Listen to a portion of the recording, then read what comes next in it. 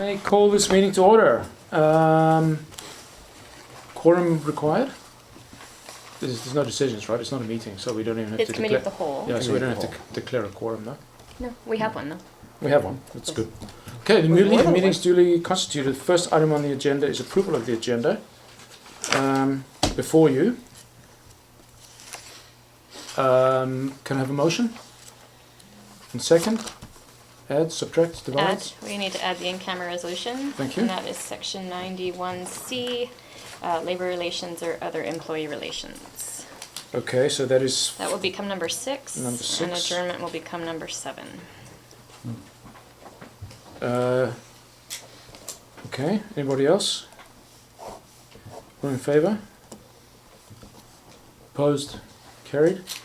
That's good, so we don't have previous minutes. No, not for, they weren't ready. They'll be ready for the next Okay, fine, regular so we'll one. do a Yeah. double next time. Public participation? Eileen, please. This is for the old councillors, because you've already seen all the things that I'm attaching to the new councillors.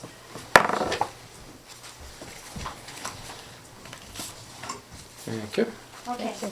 our projected loss Do you of have $311,000 in the third quarter report was changed by Councillor McLaughlin to a surplus of $156,000 at year end. According to the 2014 figures presented by our new CFO, we're going to have a surplus of $217,000. I would be really impressed if this ends up being our audited figure. Unfortunately, I don't think this will be the case. The figure includes the balance of the WEDC grant $49,000 and the provincial grant of $440,000, as well as a transfer from reserves of $155,000, totaling $644,000 in the revenue in order to give us that surplus. Are the expenses for the village hall included in the expenditures? Will this $217,000 surplus show on our audit and give us an additional $217,000 in general surplus or reserve funds? If this is not the true surplus figure that will show in our audited financial statements, why is council being asked to base a 2015 budget on these numbers?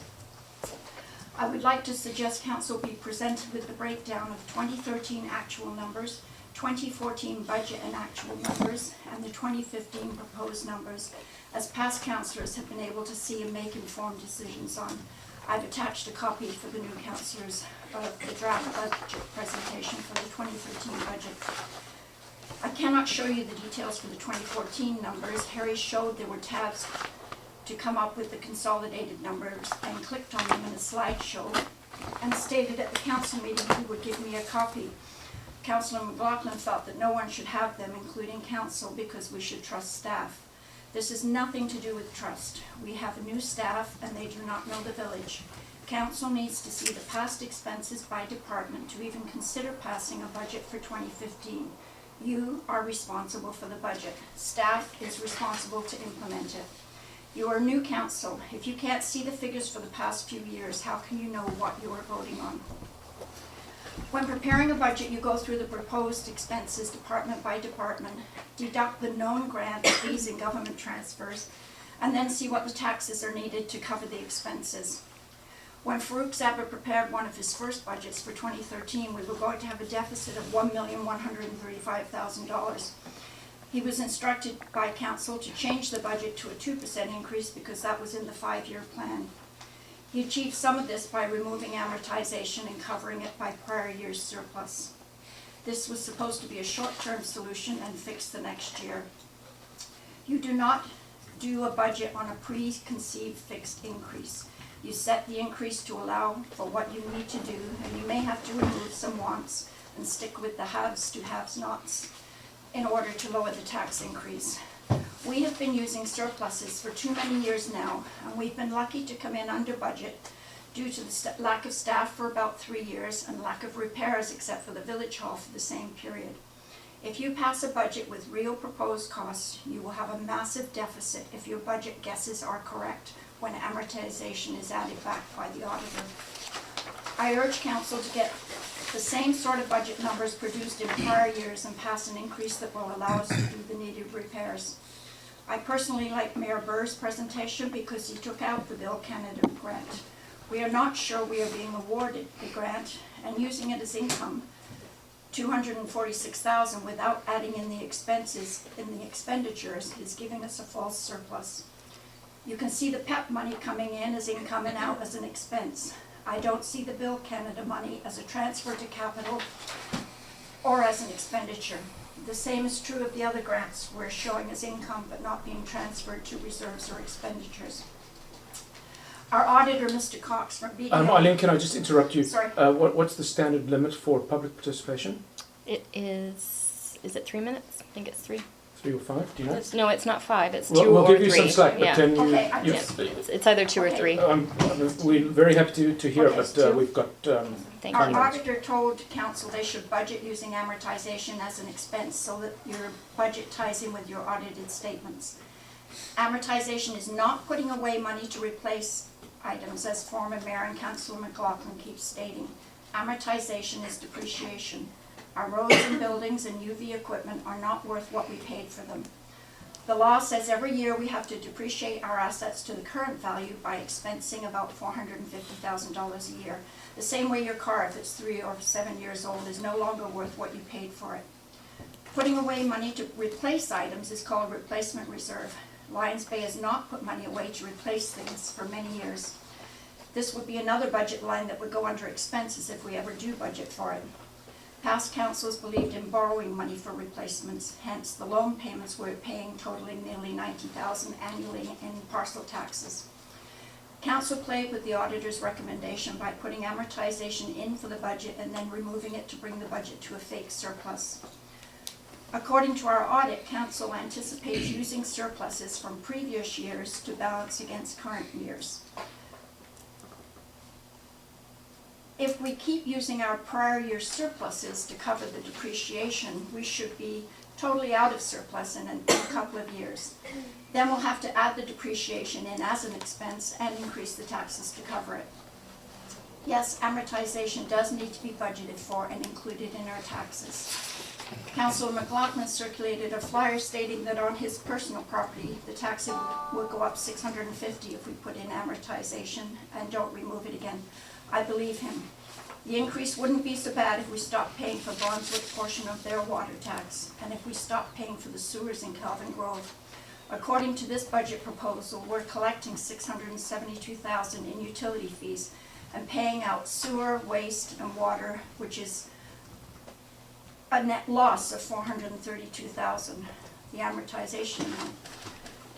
By September 2015, you should start, well, I don't need to read the rest of that. This deals with the next year's budget, but I would certainly like council to consider looking for the attachments that I've given the new councillors, which is the way the budgets used to be prepared. Thanks, Eileen. This deserves a more complete response than we can give you in the time that we have available to, because it's a lot of numbers. Yes. I will undertake to make sure that we get your response to every one of the points that you raise here. Some of them are very simple to address, some of them are going to take some work. Thanks for putting this together, and we will respond. Thank you. Anybody else? Do you want to say anything? No, I agree. Is that okay with you, Pam? Yes. Sorry, I should have. We could, Thanks. So Pam and I and council will get you a meaningful response that can put a lot of these to bed, I believe, as well. Anybody else for public participation? Okay, thank you. Moving on. New business. Budget discussion and recommendation starting on page 3. Pam, are you going to drive this? Yes. Okay. Further to direction of the Finance Committee, the attached budget was updated with the recommendations from the Finance Committee. The biggest change was the removal of the OCP. However, as I went through and took a closer look at the budget, there were a few other adjustments that had to be made. I noticed that we had an actuarial gain. We showed it for the first time this year as income, but because that's non-cash, it actually had to be removed below the line, so that was $8,000. We had to add in the municipal grants that had been approved by council of about $8,400. And we've added in a potential staffing requirement for the age-friendly grant of $5,000. So tonight, staff are looking for the final direction on the tax rate, the supplementals, and the reserve drawdowns to enable completion of the 5-year plan for review by the Finance Committee next week, basically to keep with our schedule. And there's just it's sort of important, a reminder that this whole 2015 budget is an unusual budget process. It's very common in election year, especially when there's new mayor and council elected. The process is delayed and there's a much more condensed timeline. So as directed, we consider this a planning year. We have $150,000 in for the infrastructure master plan, $20,000 in for the emergency plan, and $4,000 for just the OCP update. So as a result, staff have recommended a sort of a minimal amount of additional items. And how I see it happening is in 2016, council would start receiving budget packages in late fall. They'd have business cases for operating and capital requests, and council would have time to review them and prioritize them and rank them and consider them along with the council priorities. And then all within the parameters of the budget dollars that would be available. This year, many supplementary requests were taken from emails, and unfortunately there's no support for the numbers. So again, that was why staff recommendation for supplementals is quite minimal. It's really just mainly the fire, which in hindsight maybe we should have kept in the base budget because it's just their ongoing kind of basic capital maintenance, which really isn't optional. So if there's any questions? See it through the chair, see if I work. So this on the table has all that washout. It's all in there. Yes, Yeah. it's all in there. So it's basically the revisions implemented that were recommended by the Thank finance you. committee. Actually, would you mind going through what you just, Sure. the list, what was the changes revised? were? Yeah, Sure. because We started off by removing the OCP as Yeah. directed by the finance committee, and that was $36,000. And then on closer scrutiny, and then we had to add in the municipal grants that had been approved by council. We had just the same amount as last year, and there were some additional amounts. So where, approved. so that went from 38, is That that, went from, no, where is that? went from, the final number was, 25,000, it had been 17,339, and it went up to 25. Oh, So yeah. it was an $8,400 increase. Oh. Because in the budget that was presented on March 5th, I do see that it was already 25. The community grants. I don't have Municipal it. grants? Is that what we're talking about? Yes, Yeah. Oh, I don't see a change. okay, that might be my mistake. I thought I had looked at the one from the finance committee. But the one through the chair, I thought in the finance committee, the presentation you did showed an increase of $6,000. And there was a Or magic 8, number. Okay. 8,000? Up to. 6 or 8, something Yes, like that. sorry, So that it was might be my noted to the mistake. side. No, I was trying no. to reconcile the two. Oh, yeah, I think what happened, yeah, it seems like it was taken out of the supplementary budget, Yes. and then but that was added. it, and that, it was already added in before, I think.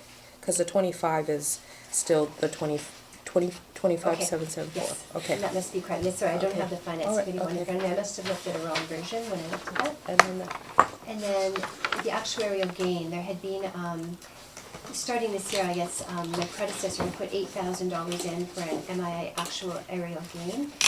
Basically what that is we borrow money from the MFA, and when we make our repayments, they actually invest our repayments, and we earn interest on that, and it reduces the liability. So it reduces what we pay, but it's actually what's considered non-cash. So it was, if you did want to put the $8,000 into income, you actually have to remove it below the line, and that had got missed. So I Sorry, is it actually, 8,000?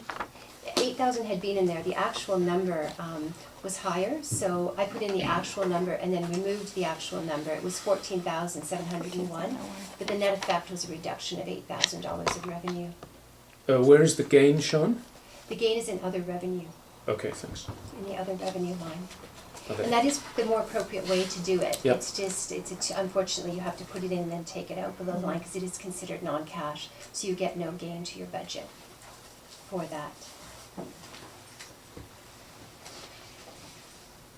So the net effect was a drop in available funds of $8,000? $8,000, yes. Okay.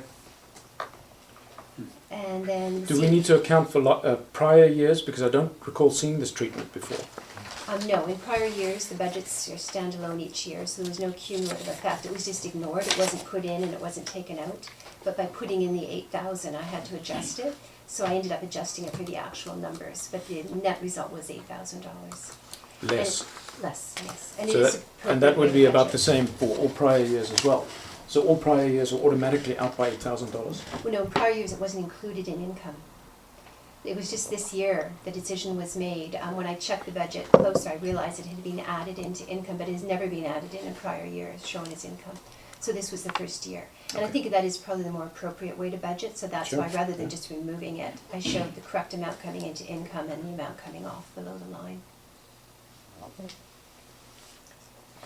And we added $5,000 as a potential staffing requirement for the senior age-friendly grant. And There's that, certain programs we're hoping that we can accommodate it with staff, but we thought If we we can't. should put the Yeah. $5,000 in just in case. Yeah, And if we where- can't where- and the union would let us hire someone, we need to have that $5,000 and available. where's that? Where's that Okay, additional that is 5,000? in the recreation programs and facilities line.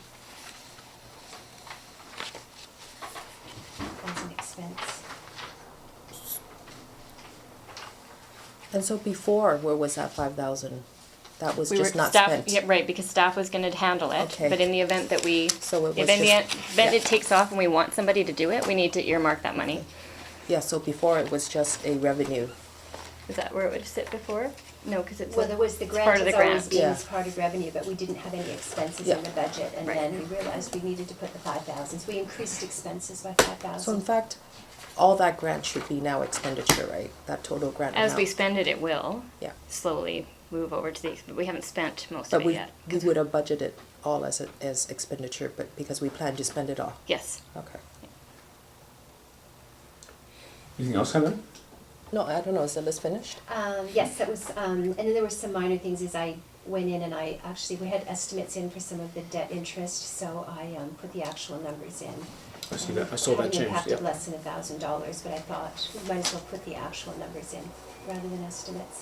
And then, I'm sorry, I did miss one other one, the CN railway crossing. We, the railway crossing fees, I put the actual in as well, so that was an increase of $2,300. Where is that? And that is in the transportation line. Yeah, that's because it is road. But now, That's right. does that include the amount that they've actually billed us? The 26,000? For this year. For this year, yes. So For we brought it up to 2015. what? Yeah. But I don't think we've received a bill for 2015. No, I have an don't email think. But we telling put us in that's the what the amount amount is the that they amount, said yeah. they were going to bill us, yes. Yeah, and what had they billed us in prior years? In prior years, it was like- less than 7,000, Yeah. wasn't it? It was very small. Okay, so it's a Under 10. 20,000 increase. Yeah. Okay, and that is in the line? Right. Okay. Right. The increase actually happened a couple of years ago, and we continued to pay the reduced amount, and we didn't think we could push it for another third year. Excuse me, stretching. Is that, do we have that in as a liability, or are we going to ignore it? The last 2 years? Yeah. We haven't brought it up and they haven't brought it up, so I'm leaving And well enough alone. We did get a somewhat cryptic, but an invoice last year acknowledging that we were paid up to date. So again, we didn't challenge it, but we do Yeah. have something kind of in writing that we're okay for the last couple of years, but Yeah. we didn't think we could push it for a third year. We didn't wanna Because if clarify. we did suddenly, Yeah. if we didn't budget that amount and we were hit, it would be 20,000 we'd have to absorb, Yeah. so we adjusted that. And then I've also added in, it's a net zero, but I think it was just important because of the dollar value. We are expecting some PEP funding, disaster assistance funding for the damage that was done during the landslide. So I'm showing it as a revenue and an expense. But it's such a large amount, I think it's important to acknowledge that we will have that expenditure. Absolutely, During the that's year. what it costs to run the village, irrespective of where the funds come from, taxation or not, but it's a wash in this case. Did you take into account increasing the mill rate on the CN property tax? No. Okay. What is the plan there? In time for this year? Yeah. There is no plan, not in time for this year. I don't know. Well, we can only do so much. I mean, can we just arbitrarily increase the mill rate? Sure. Can we just Council go ahead and resolution. do that, or is that, there's legal It's a involved? I multiplier would actually, assume. but I think so. But again, I'm not sure, would it be a significant amount of extra income? And we haven't done the analysis yet in terms of. I don't know. I asked for it several months ago. May I ask, is this to do with the utilities mill rate? whatever it is that CN pays under. Yeah, that wouldn't increase our revenue. It would just mean that it was shared out slightly different. It's not extra revenue to the village. By changing the mill rate for the utilities portion of the assessment, it would mean that perhaps the residential share would come down slightly, but it wouldn't actually mean an increase in revenue. Aren't they the only payee No. under that utilities? They're not, but there's a maximum. You can only have a maximum amount for the mill rate. Yeah. Last year we had it at 37, this year it would be 40, so they would pay a slightly higher portion, but it just means that somebody else would pay a slightly less portion. It wouldn't be an increase to revenue. Okay, I'll take your word for it, although I would have thought that as the sole member of that property class, with a new mill rate, they would pay a higher tax. They may pay slightly higher, but somebody else will just pay slightly lower, because the end figure is what throws into the mill rate. So you say what you want for your property tax total, that's not going to change by increasing the mill rate for the utility. Yeah, well, I mean, reduce the mill rate for I would have residential. wanted to actually increase the property tax, but okay. It's, And that's council's prerogative. Is that's what you're deciding today, is what you want to have as your tax increase. now, we need to be careful with CN, obviously, because there's many issues there, but that is an opportunity to raise revenue. Yeah, and we will raise it to 40, and that's fine, but it's just a tiny increase. It is, because current multiplier is 37, right? Yes. Yeah.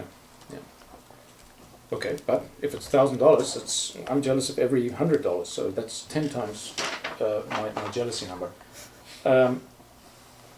Okay. I agree with you, $1,000 is $1,000 less than our residents pay. Mm-hmm. Is this something that we should ask staff to arrange for next year? Well, I mean, it's a simple calculation, all in 5 minutes, so we can do it this year. I've actually already thrown it in as 40 for the calculation Perfect. this year. Thank Just you. as a FYI. Okay, and that is the max. Yes. Yeah. They want to raise our bill $20,000. We'll raise their bill $1,000. I've got a few questions, but I'm not going to. Anybody else? Through the chair, the OCP, I thought I heard, has been taken out completely. Not completely. It was budgeted for 40, and we reduced it by 36,000, so we have 4,000 in just to do a review. The regional contract The statement. RCS. Yeah. And the CAO, that seems to be close enough for the number you're looking for. Thank you Yeah. very much. I think it'll actually be less. Yeah, and we may be able to save it entirely depending on their red line. Perfect. And we can talk about that as an aside, because I have a new number. All right. Okay. Good. I'm not. Go ahead. Oh yes. Sorry, Aaron. Look, I got You're a not going lot to of get notes. preempted. No, sorry. Everybody gets a chance. And so I noticed there's a new line called repayment of debt principal. That's in this new one and Yes. not in the old one. I just moved it. It had been above the line. It had been in Oh. with the expenses, and I just removed it below because it's really, again, non-cash. Oh, I see. So, and that number, again, I put the actual number in, and so it was an increase of $1,300. Oh, okay. And then the CapEx stuff, do I ask you or do I ask Nikki? I was just worried, how come, like, we have, the numbers remain the same, but the wordings have changed? Yes, I think tweaked the wording with, in collaboration with Nikki to make it more descriptive. Oh, okay. I had just taken the wording that had been in there since the budget was initially done, and then as I learned more, I realized some of the wording wasn't completely accurate. Because I was like, oh, how come it changed on the left but not on the right? Yes. Okay. That's it. Yeah. What was it before, Helen? No, it's just like different words. No.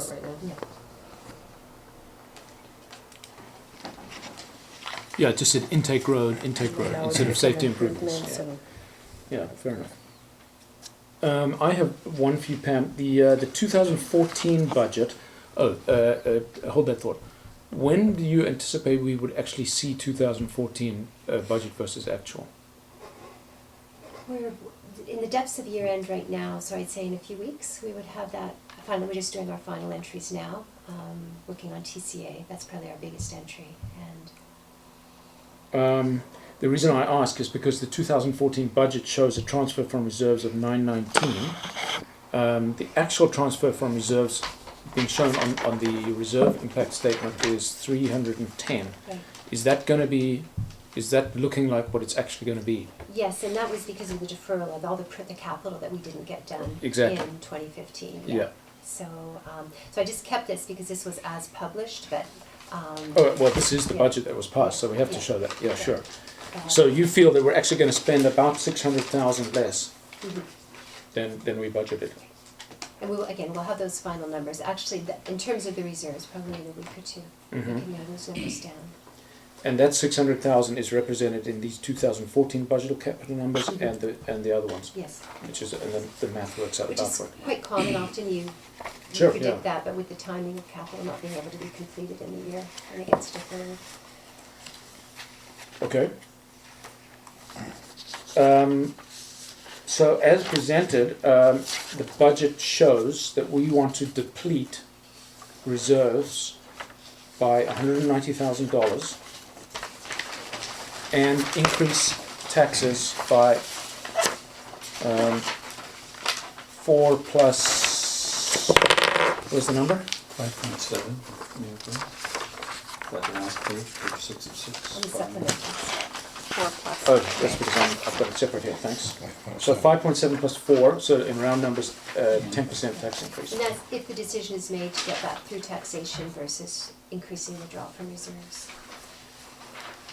Yeah, what's the thinking there? Which would you do? Which was, I mean, the more important point is, and we don't have the input from the finance committee on this, and we've actually asked them, but we won't have any time. This level of draw on reserves, is this prudent? Is it responsible? Well, I would prefer to not draw anything from reserves. Again, with this being kind of the planning year, and this is what we need, that's our two choices, increasing the tax rate or drawing from reserves. But part of the 5-year plan exercise, I want to delve into this much more deeply and forecast reserves. It gives us an opportunity to forecast the potential draw on reserves for the next 5 years. We'll have to just estimate what's anticipated with the infrastructure plan. As we get that towards the end of the year, we'll be able to solidify the numbers. But as part of the 5-year plan, I envisioned saying, if the tax rate was 10%, and this is how much spending it would free up to do capital and get a better sense of what we would have to draw from reserves or do borrowing if we felt that the infrastructure reserve was going to result in some large required capital expenditures. Yeah, I mean, that's assuming that we can self-fund. I would probably suggest that just about any major capex on infrastructure is going to be grant dependent. Meaning that we'd have to, all we know is what we'd like to do, we can only do it when the money comes to. And then again, those scenarios will be run through the 5-year plan because debt is not free, just the debt repayments alone can have a big impact on taxation, so we can look at the different scenarios. Yeah, and that reminds me of one further question I had. You told us last time that $750,000 of our reserves is actually borrowed funds Yes, at the time. Would it not be prudent to spend that money, to at least put it to work? we have spent it, that's the issue, is that the money has been spent, that we borrowed and we didn't use it all for the intention. If we hadn't spent it, it wouldn't be an issue, we'd just keep it in reserves as is required and pay back the debt with it, but it has been spent. Fine, so what we see in this reserves is previously existing money before the 750 was added to it. No, it includes the 750. Okay, so I don't understand. We had some money, we added 750 to it, we spent, I don't know if it's first in, first out, in terms of reserves. We got a loan of 1.4 million for an intended purpose. It came into reserves, and we only spent part of it for the intended purpose, but the balance of the money was used, it's being used throughout the years to fund capital projects. So it's part of that total reserve balance you're showing.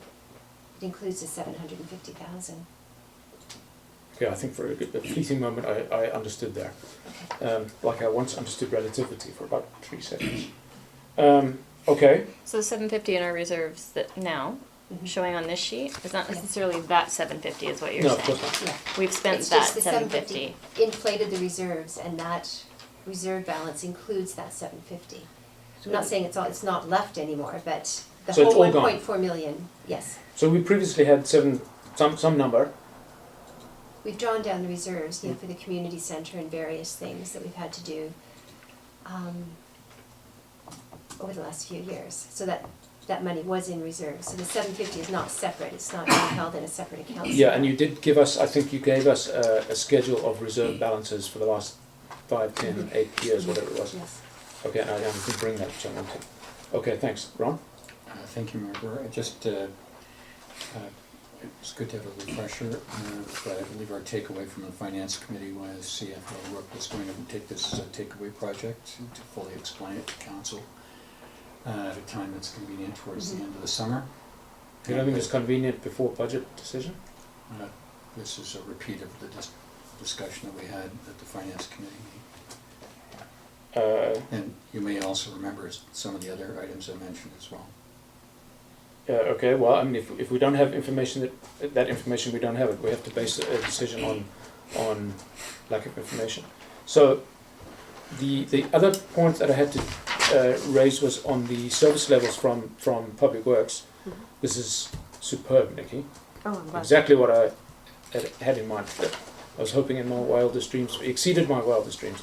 It's fantastic, thank you. Good. I don't propose that we go through every line item,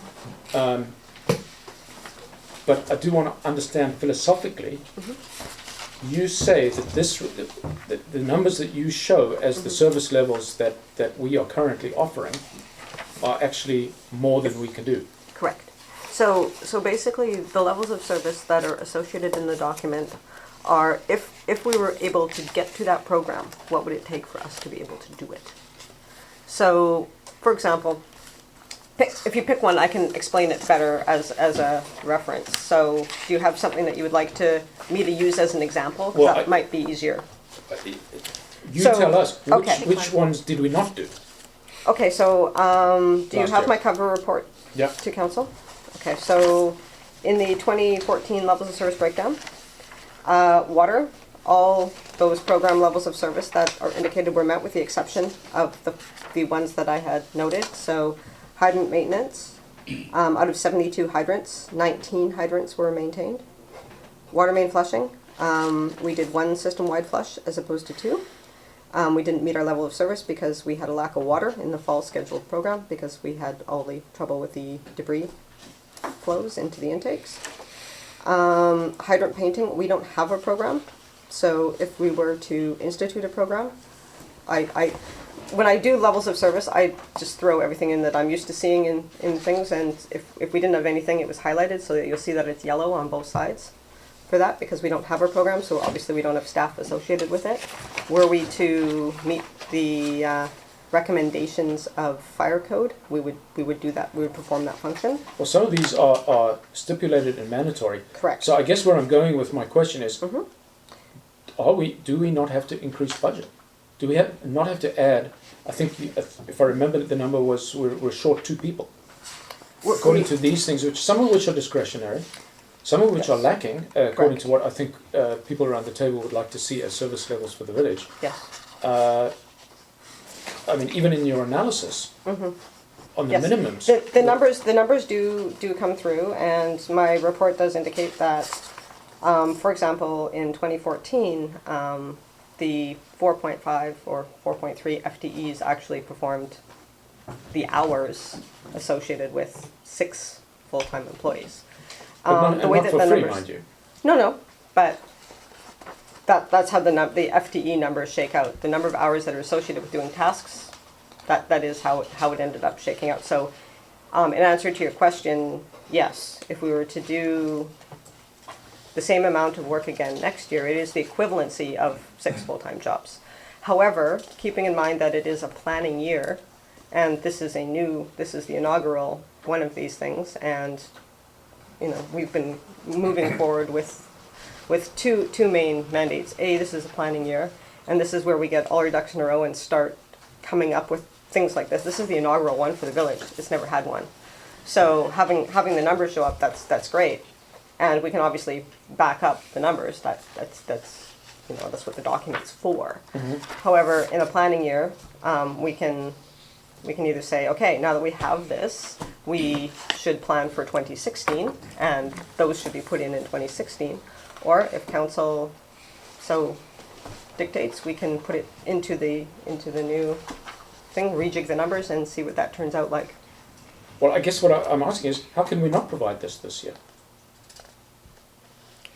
I think what Nikki's saying is, it's the first time it's been done, and when you work with something like this, you have to have a plan. You have to be able to look back 2 or 3 years to see what you've got, where you're gonna go, and how you're gonna make the numbers work and provide the level of service you have to do. This is the first draft. Okay, we don't know for sure if the balance is right. It's gonna take some time to get it right, so we're gonna have to go ahead and make it Well, work. I take your point, and it's a Yeah. good one. I am concerned that when I hear we're inspecting 18 of 75 fire hydrants, and it's mandatory to inspect all of them twice a year, in fact, or 4 times a year, whatever the number is. It's dependent on a number of things, So So- we're actually not meeting some requirement. correct? Which got indicated in the red. Yeah, you gave the codes that So- require, it's, Correct. So but it must be kept in mind that the levels of service that are here, we shift because we don't have enough people to actually provide them. So everything is a shift. So in the whole shifting around of the scarce resources that we have to perform all the services that we could perform, things are going to fall off the table. And absolutely, the hydrant maintenance fell off the table. I was highlighting it falling off the table because right now, if you look at the bottom of that page, and let me find it so that we're all looking at the same thing. Water is by far the biggest, requires the highest number of FTEs Yeah. to keep it going. So if you look at the very end of the water side of things, where it says the full-time equivalency, you'll see 2.83. yeah. Okay. So that 2.83 is reflective of only having done those 19 hydrants. So The that hydrants two- are obviously in the water section, yeah. Correct. So if we were to do the 72, that number will bounce up to 2.9 something from memory, just when I was looking at what that is. But what that means is, realistically, in order to, and as I indicated in my report, water tends to take precedence. We tend to pull people off of doing other things Of course. because we are water purveyors, and we need to ensure that that water is the best quality it can possibly be. And with that becomes a responsibility to make that the priority, and I have 4.5 people, 3 of which are kind of taken up by required water, which leaves very few to juggle around all the rest of the things. So Well- this is what, and you're correct, this is what falls out of the levels of service. Yes. Are we understaffed? Absolutely. So why It are would we be not up to requesting more council. staff? Because it was my understanding that we wanted to do 2 things. One is we wanted to make this a planning year, and 2 is that we wanted to not increase the budget if we could at all avoid it, so that we could plan for next year. Yeah, planning year or not though, this is irrespective of what kind of year it is. Correct. So that's not a rationale for not adding staff. Correct. I also point out to council that whether it's our people doing it or contractors doing it doesn't make a Still gonna difference. cost you. It's still going to cost. Correct. There's 1 or 2 things here I could suggest that perhaps we could use the fire department to paint the hydrants or to Yes. do something. There are a number of things that we may be able to do there. The painting program is one that would make sense. We would have to, because, so here's the rub. So yes, I can definitely talk to the fire chief and ask him about that. The reason we can, and that is simple and straightforward, is we don't have a program right now. So we aren't actually taking anything away from a QP job because we don't do it. So there's that sort of balancing act that you end up having to do when you're under QP contract. However, that one makes sense. So, But if they do it, surely we have to pay them, right? Yeah. yes, So We it'll- pay them it's at their still- fire rate, Yeah. usually, yeah. yeah. We're just expanding the workforce.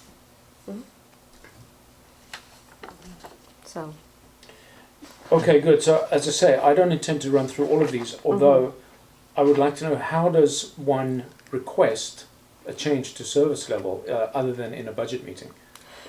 Given that we've got bigger fish to fry here. right. So generally, what would occur, or what I'm used to seeing, is we have endorsement of what a level of service looks like through council. That's a council prerogative. Is yes, you know, if you're to do these programs, this is what we agree. This is what the program takes in manpower and money. Is generally how that works.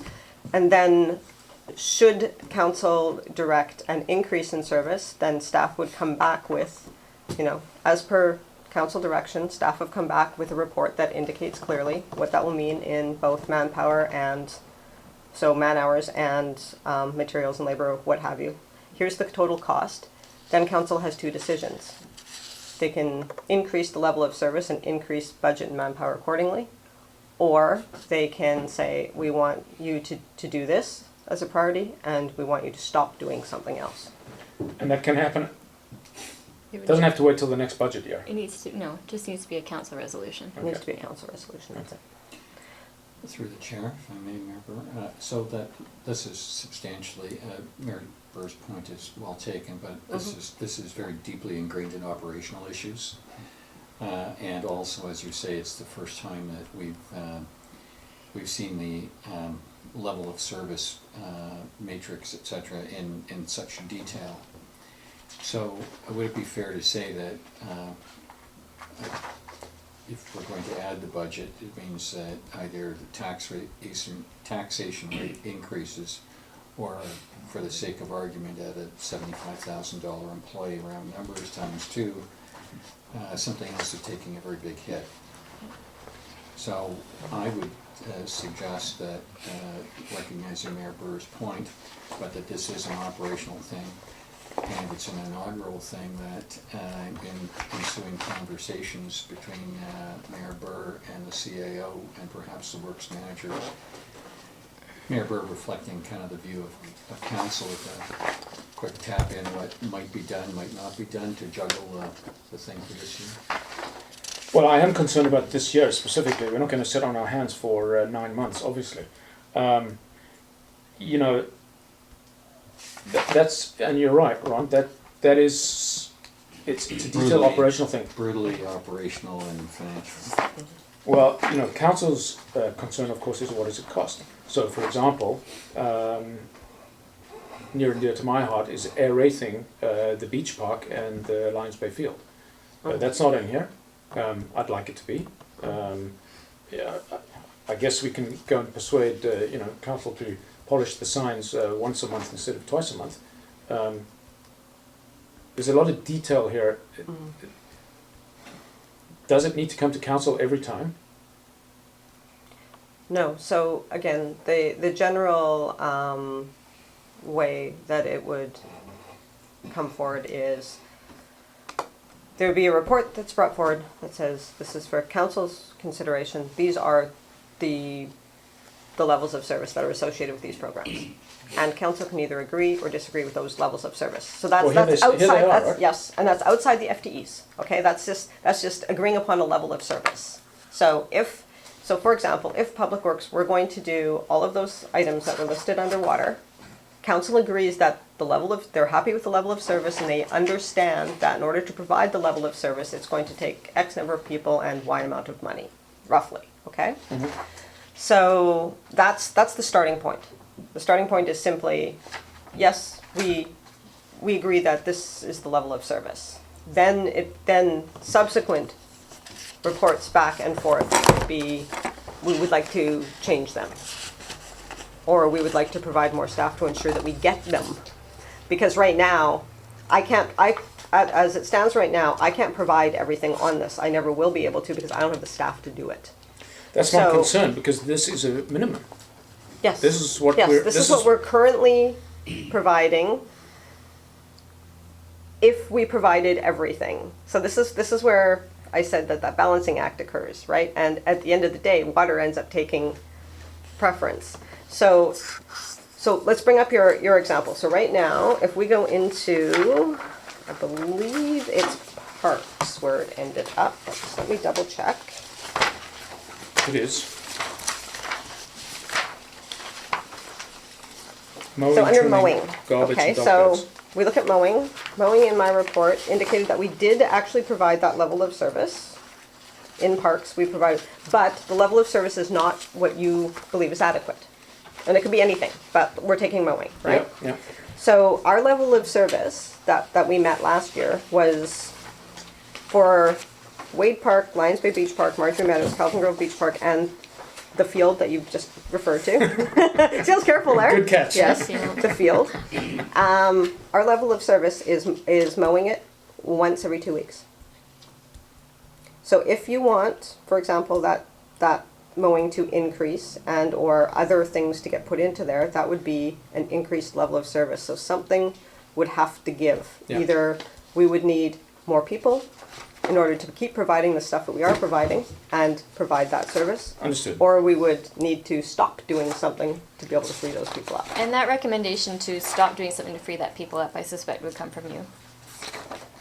Well, you know what Something has to give. I can provide a number of things that could give, but there's always going to be ramifications. Sure. Yeah. And keeping in mind that I only have so much to play with because the water is the water. Yeah. Well, the only thing I can suggest out of this whole, well, I've got many suggestions, as you can Yes. see, lots of writing. The only thing I would suggest at this stage for budget discussion purposes, because water is such a big whammy, Yes. is under the sampling program, which takes 0.68 FTE, that we look at SONs, automated equipment, pay for itself in a year. Now, I don't know how that impacts on QP requirements, if you can reassign people. Yes. But, you know, radio sons in all the sampling locations would save, looks to me, about 0.68 FTEs in cost.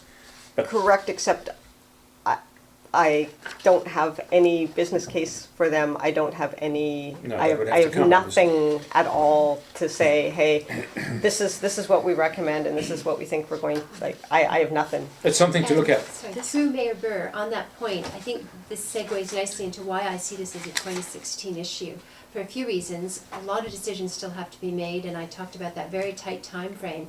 But also, I'm concerned that as important as this is, how I envision the budget happening next year is you have all of these on the table at the same time. You're making a decision in isolation, and that's not to discount this at all. I mean, in the perfect world, it would be great if we had time to address this, but basically this week we have to decide on the tax rate and everything, and then this is a perfect example of how I see the 2016 budget going. I We agree. have this great document, you have time to discuss it, then come the fall, you have all your requests on the table at the same time, because the depressing thing is, as vital as this seems, you're gonna have more like this as well, with very limited dollars, which, you know, you'll have that on the table, these are the dollars we have to spend, this is how we need to spend it, and it's council with the input of staff, decision on prioritizing that.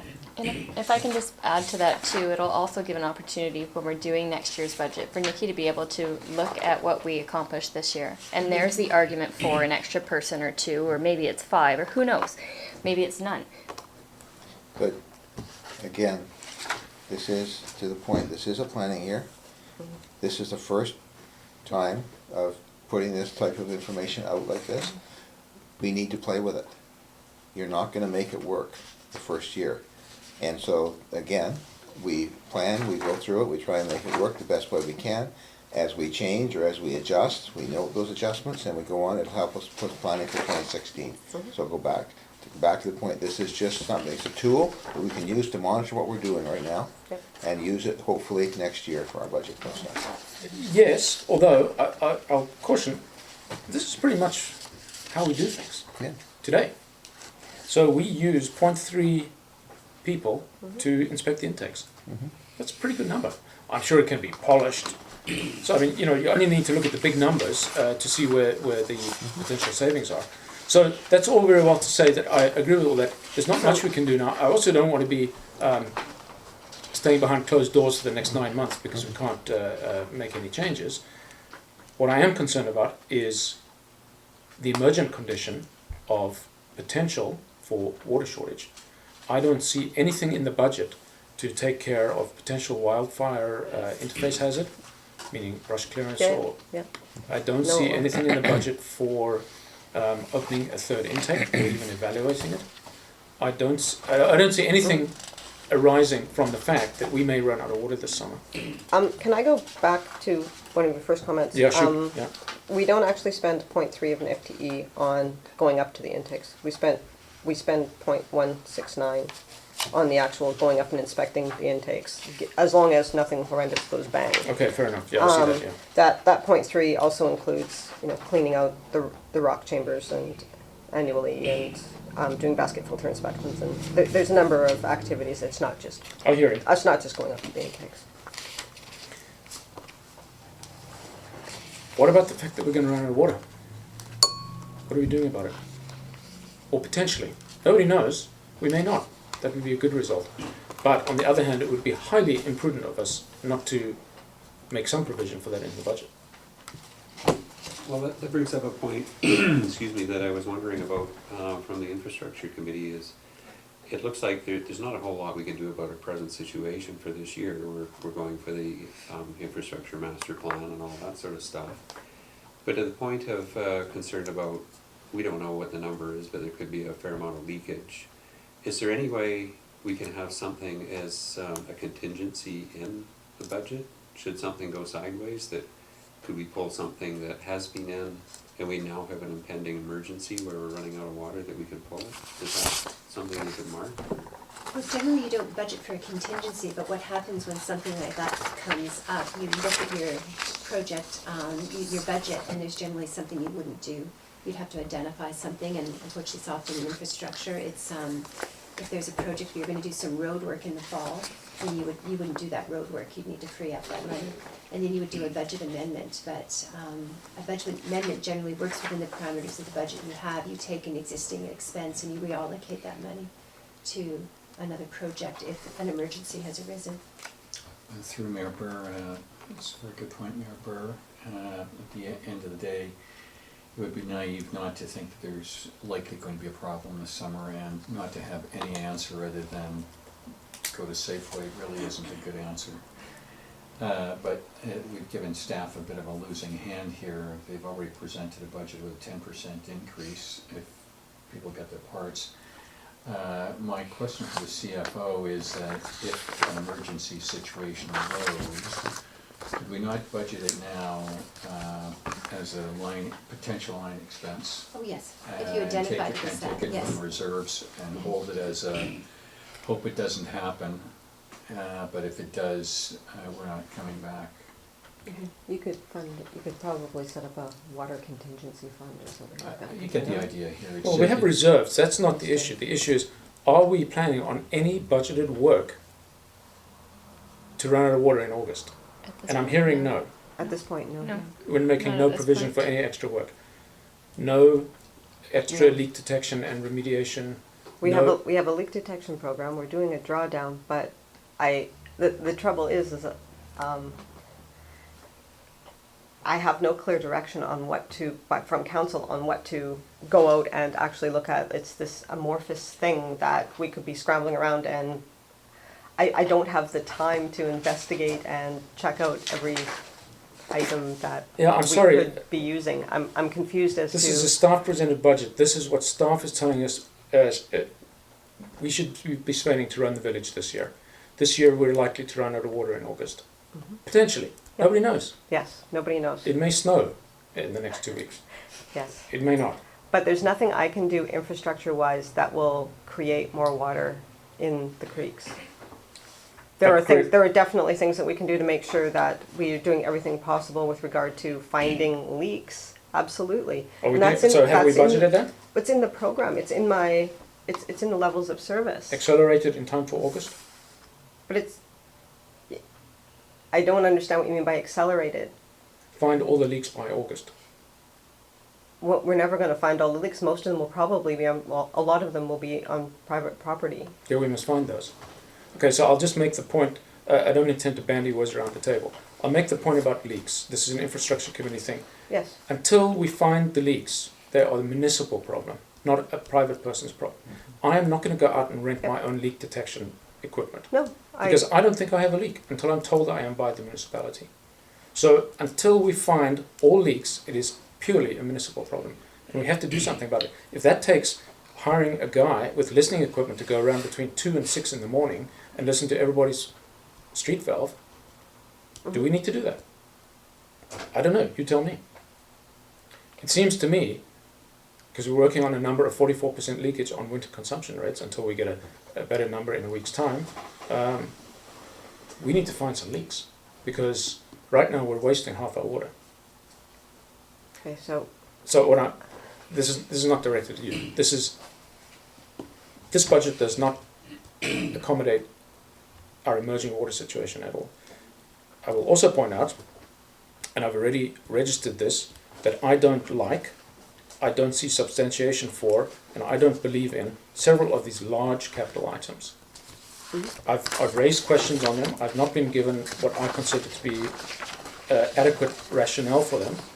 So these are all, to me, up for grabs. And I'll just run through them, just for everybody's edification.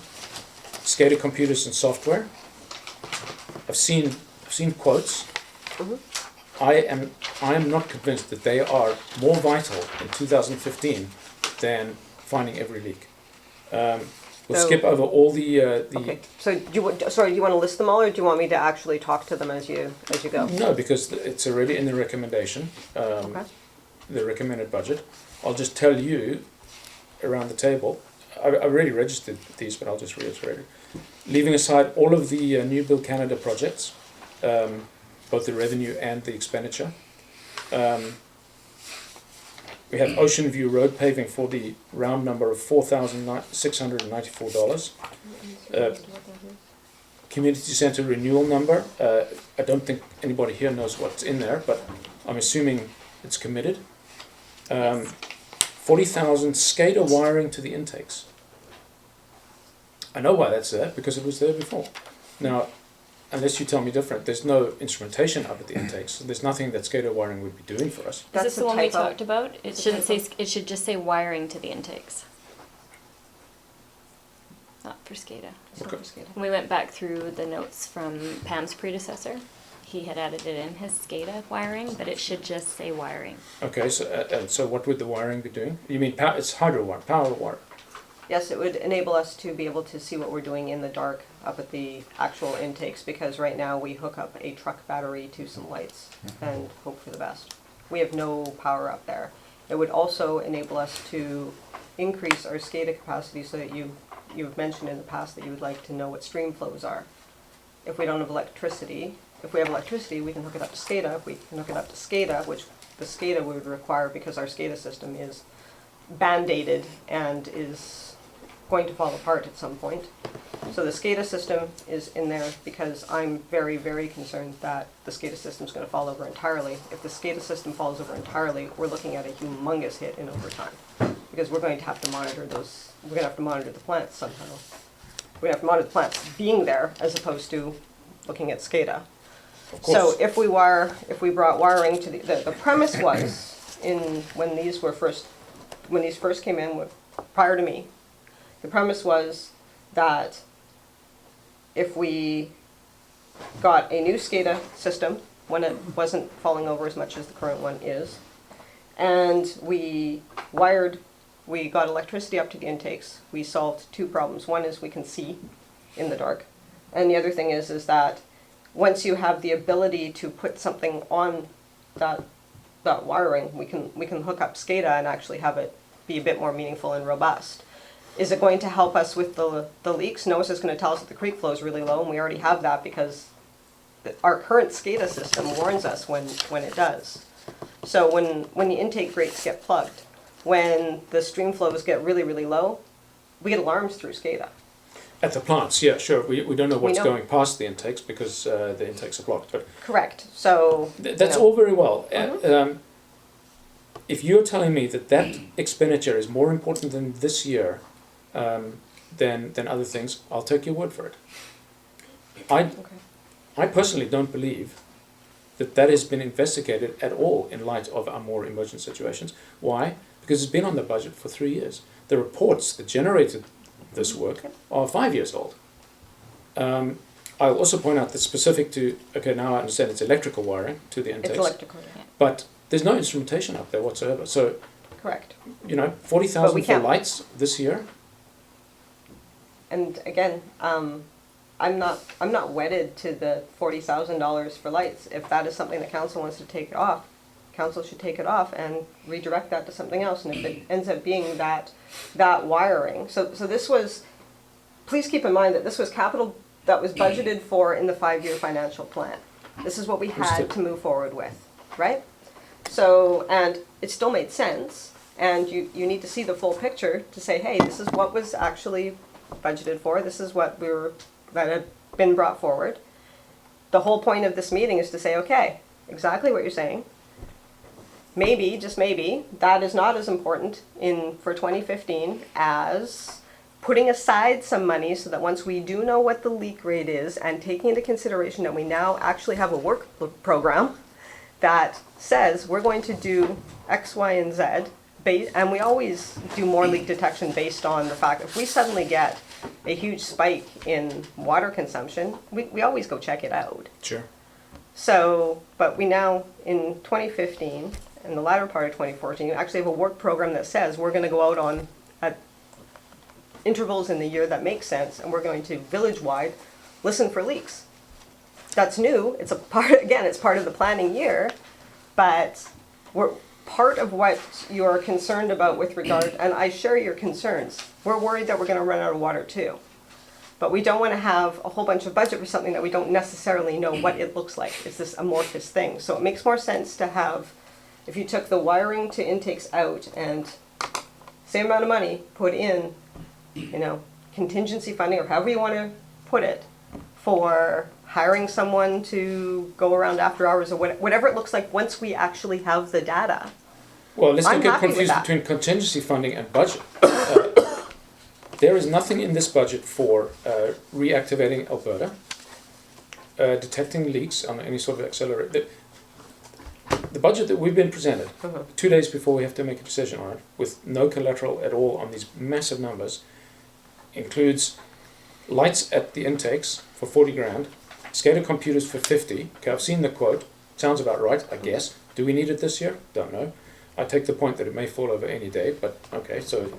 I would say that we need it because if we don't have it, we have a serious problem. Sure, but you could say that for anything.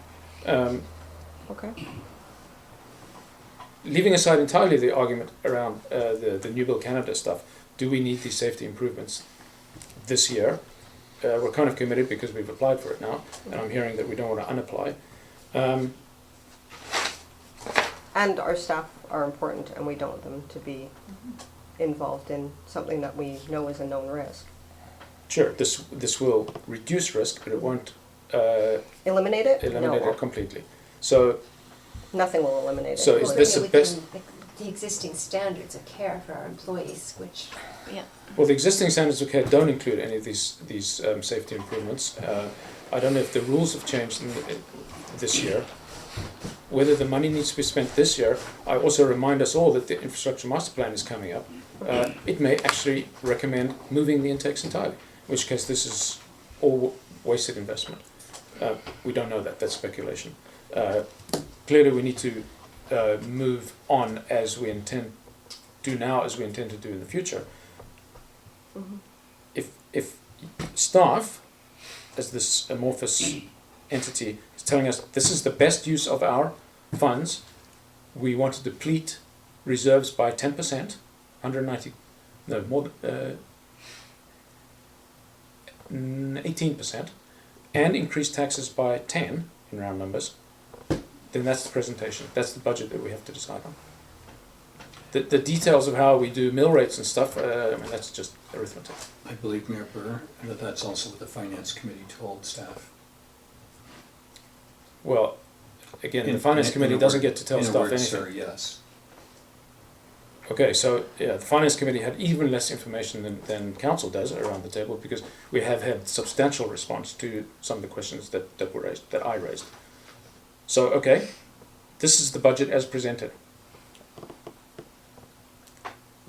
Can I ask some questions about this? Please, I'm I will. tired of hearing myself talk. No. So relating to the CapEx, I found a report that you did December 14th. I just wanted to understand. It says you list, I don't know if you remember this. Yep, so this was for the options for the new Build Canada Fund, Yeah. yep. I'm this just was- wondering if this means, like, I was hoping were- that maybe there is fun, that a lot of these stuff. These were funded, so this is where it comes through. So if you look for the funding, this was 2014. The budget that was passed in 2014, the capital budget that was passed, included these projects. We just didn't do them in 2014. And the money has not been set aside. We don't appropriate here. So that's what it That's means. that's where the difference is. So So could this word, instead of funded, could it be budgeted? Would that mean the same thing? Because funded to me means the money is, yes, and I wrote this report thinking that we appropriated, because every municipality that I've worked for, and that doesn't mean that it's right or wrong or good or bad or indifferent, but the municipalities that I worked for previously always appropriated funds. So when anything got passed within the capital plan, those funds were actually set aside and appropriated for it. yeah. And in order to free up those funds, you did another report to council that said, Yeah. this is what you appropriated, and this is what has changed. So I had not had a meeting that I had after this report went through with Pam. So yes, in my mind, the projects were, as you say, fully funded as opposed to budgeted, which may have been a better way to do it, because we do not appropriate Because here. I saw this and go, oh, wow, do we have the money somewhere that we And at the time of writing, that's how I thought it worked, because that was what I was used to seeing. So we do things differently here than I was used to seeing. Does that answer your question? Yep. Yeah. Oh, this one's mine, I think. I stole it from Ron. It's okay. Okay, and I think at the finance committee meeting, we had discussed with regards to the mag intake rock wall that PEP would reinstate it. So is Where's the rock wall? I don't know, it says mag intake rock wall. Yeah. Was it changed, so can I see So that? this was I wasn't at original. that, I wasn't at that meeting, yeah. So that is actually another incorrect wording. Oh.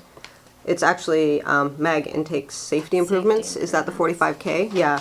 So that's included Okay. in the business case for the New Build Canada Fund. So it's actually not the rock wall. Okay. It's incorrect. Yeah, that's why I was- here. Yeah. Yeah. And that would be very confusing. So the rock wall remediation that happened that will be occurring when the rock wall was undermined during the debris slide, that is PEP. Yeah. So yes, it would be very confusing to see that there. It should simply have Okay, read 'cause I was like, oh, the improvements. some more money. Yeah. Although I'll point out that the rock wall was not undermined, it was overtopped. The water ran along the road, meaning that it was badly designed in the first place. So PEP is redoing that design, so it will wash away the next time. So that's going to have to be redesigned too, assuming we don't move the intake, or one of the intakes. But, okay, fair enough. So we're proposing to spend $260,000 on safety improvements at Mag and Harvey. Just run through what they are, independent of the fact that some of the money comes from the government. So this is where the business case Yeah, just kicks in, remind which us. which you have. So the safety improvements are the access roads. So right now, if any rockfall comes from above, it bounces off the trucks because there's no catch. So it falls down to the ground and then rebounces. So if we put up some lock blocks and some barriers, anything that comes straight onto, that would normally come straight onto the ground and cover the road would be covered, it would stop the debris flow from hitting the road as much as it does. So you'll see in the levels of service that we clear our access roads quite frequently. And there's an amount of time that's associated with clearing the access roads. This is to try to mitigate the amount of time that's spent continuously clearing the roads. Plus, we're very lucky that nothing has happened when we're in the truck at the time.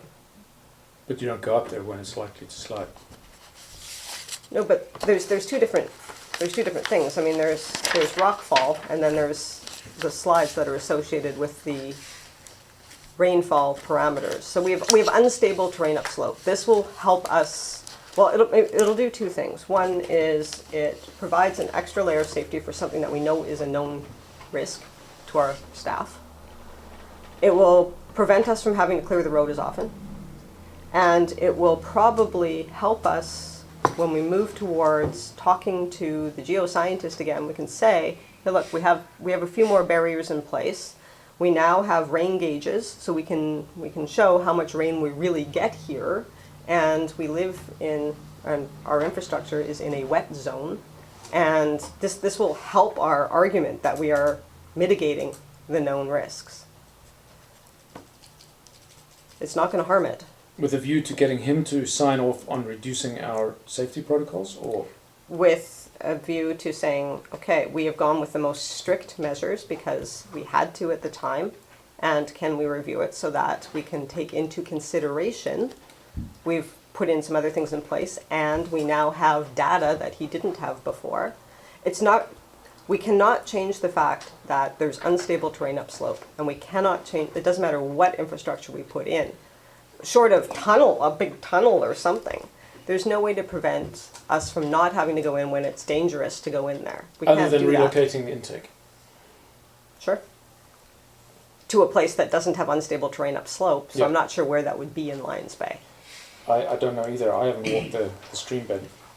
So, right now we know that we have some risks. They were identified 2 years ago. We didn't do them in 2014 because there was direction from council at the time to ask for some Build Canada funding so that we would have the opportunity to get the projects done and have some money come back to be reallocated to other things that were important. A business case was written and those funds were applied for. And it's the This likelihood is we'll current get them. council agreed that we would continue to move forward in that regard.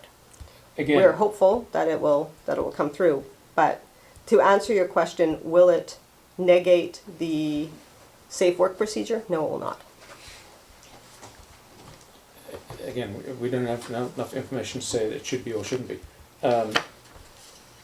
That money has been applied for. Yes, it has. Experts who know more about it than this council ever will have said we need it. Correct. Assuming we don't move the intake, fine. That's why I say, it's sort of moot anyway because it's been applied for. It has been.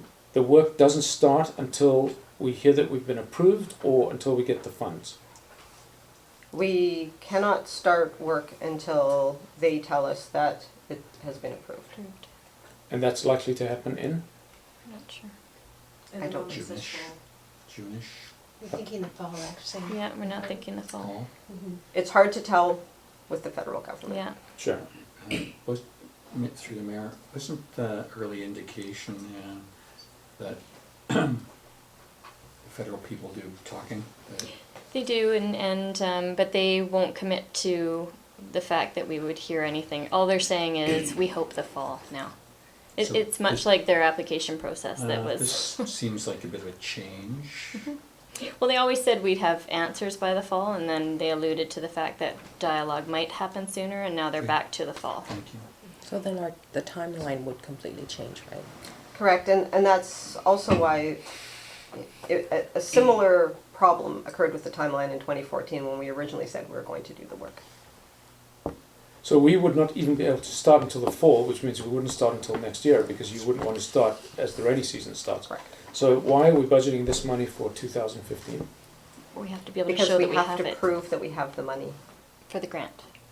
The physical cash money that's sitting in reserves. Does it Prove it. does it have to be? What does the budget got to do with the reserve balance? We're budgeting that money from reserves, and we have to show to them that is Oh, in that our we've budget. earmarked it. We can- Yes. Yes, Okay. exactly, Yes. In the year of application? yes. So they're actually holding a whole bunch of our money hostage. Correct. Remember your comment about, and Councillor Watterson about the lack of water. I posed the thought about a contingency. I was listening, accepting a bit of a reality here and not putting the works manager and the CAO and the CFO in a tough spot. If council is of the view that this is a big issue, council may want to have a little bit of a discussion, since the money's not going to come from revenue unless it's through taxation. it would appear we're likely not going to cut, and we can pick a number from the expenditure side. Maybe it's time where council may want to think about holding their nose and go into reserves. In addition to the 310 that the current budget requires us to deplete the Well, reserves by? I really don't see an alternative. 190, I mean, I sorry. don't see an alternative. Short-term borrowing doesn't work, long-term borrowing won't work. I mean, I'm thinking of something smallish, but, you know, your point, and I'm not putting any costing to it, and I'm not, take it that this word is wrong, but the reliability of somebody who said that worked off hours with, you know, the testing equipment, whatever that cost of that individual or service is, you've raised an excellent point. Sitting here in March, knowing that something's gonna happen in August really doesn't seem to work for me, other than wringing our hands and saying we don't have any money. Works department probably is, there's no budget juggling there. They've given us the technical support that they'd like to do it, but they don't have the dough for it. So it seems to me that as I'm looking at this, council, thanks to your idea, needs to get off the dime here. Are we going to do something about it? And with what we can control or not, and what amount would we consider for that? Sure, but so are you saying put it in the budget? If we're planning on spending it, we need to budget it. Correct. But we have, If there's a potential, we'll spend it. the Sorry, wiring say that to again, int- ma'am? we have the wiring, sorry. I was gonna say, even if there's a potential that we're gonna need to spend it, Yeah. it should be, there Well, I should be a defer to placeholder in the defer to budget. the administrative scheme to structure. And we have the wiring to intakes of 40,000, so we could just say that was leak detection. And, you know, possibly by the end of the summer, we haven't needed it, then we'd have the 40,000 that we could redirect to something else. Okay, well, yeah, it seemed to me to be fairly important that we get the text next to the number correct, so that everybody can understand, but fine, so what happens there? You revise the budget and present it to us? Well, that's really, I mean, this isn't a final budget, that was the purpose of this evening, is going over the supplementals, making a final decision on what's in the budget, what's out, tweaking it, and then from that determining the tax rate. I mean, it's not given that it's 4% plus the supplementals, a decision on how to fund the supplementals, if you want to take some from reserves or increase the tax rate. I mean, that was the direction we were looking from this meeting, so this is a good example that, you know, through dialogue, the wiring to intakes, maybe we could change that to potential leak remediation or just water investigation. Through the chair, for me, I really don't have the expertise. There's 3 members of the infrastructure committee here. I don't think, just quickly rattling through this, you know, for the detection or other opportunities, I think you pointed out that bringing a tank truck is probably not gonna work all that well. I think digging wells is a little late in the scene now. Doing portable tanks, probably not gonna work. No, portable tanks won't work at all because Period. we're So leaking I half our think water. I think we're down to, once we get past the broadcast daily, hourly of please don't fill your swimming pool and things like that, to be proactive, this would be in my view, this would be the time to consider the opportunities that the professional staff are providing us here. Excuse my ignorance, but seems to me that we know we're gonna be spending some money on water somewhere here, okay? On intake or power or whatever it is, okay? So instead of being that specific with it, can we not just isolate it, like we were talking about earlier, and just say, this is a lump of money, it may be the $40,000 plus something from here, something from there, kill those things, the line items in the budget, put them in here for an emergency or water contingency fund or whatever the heck it is, and then, because we know that there's issues going on in the background with the infrastructure committee right now, we're looking at some things that may be able to help us. There's all sorts of questions here, but what we're trying to do is identify some money that we can grab if we have to. So why don't we just do that, rather than worry about all these little tiny line items, just throw it in a lump and... Through the mayor, Councillor, through the mayor, Councillor Hughes's idea is very similar to mine. I think really the issue on the technical piece is if we're making an allocation, however we style it, we've done 2 things. We proactively addressed an obvious need. We are dealing with other structural needs. we're buying staff some time, and it's much easier to go to do a separate resolution and say, you know, it was styled at whatever it was, and, you know, we thought we'd spend 25 on this, we spent 15, and there's 10 to go to leak detection or something like that, then not have the allocation period. Yeah, but I'm not talking about window dressing. I'm talking about what are we planning on spending. I'm not going to be robbing Peter to buy Paul, having a sort of a, why don't we just call it a slush fund line then? I don't want that. I want to know what are we going to go to the village and say, we're going to deplete reserves 16% and raise taxes 9.7. Here's what we're going to spend it on. $50,000 slush fund? No, we're going to say what's in that slush fund.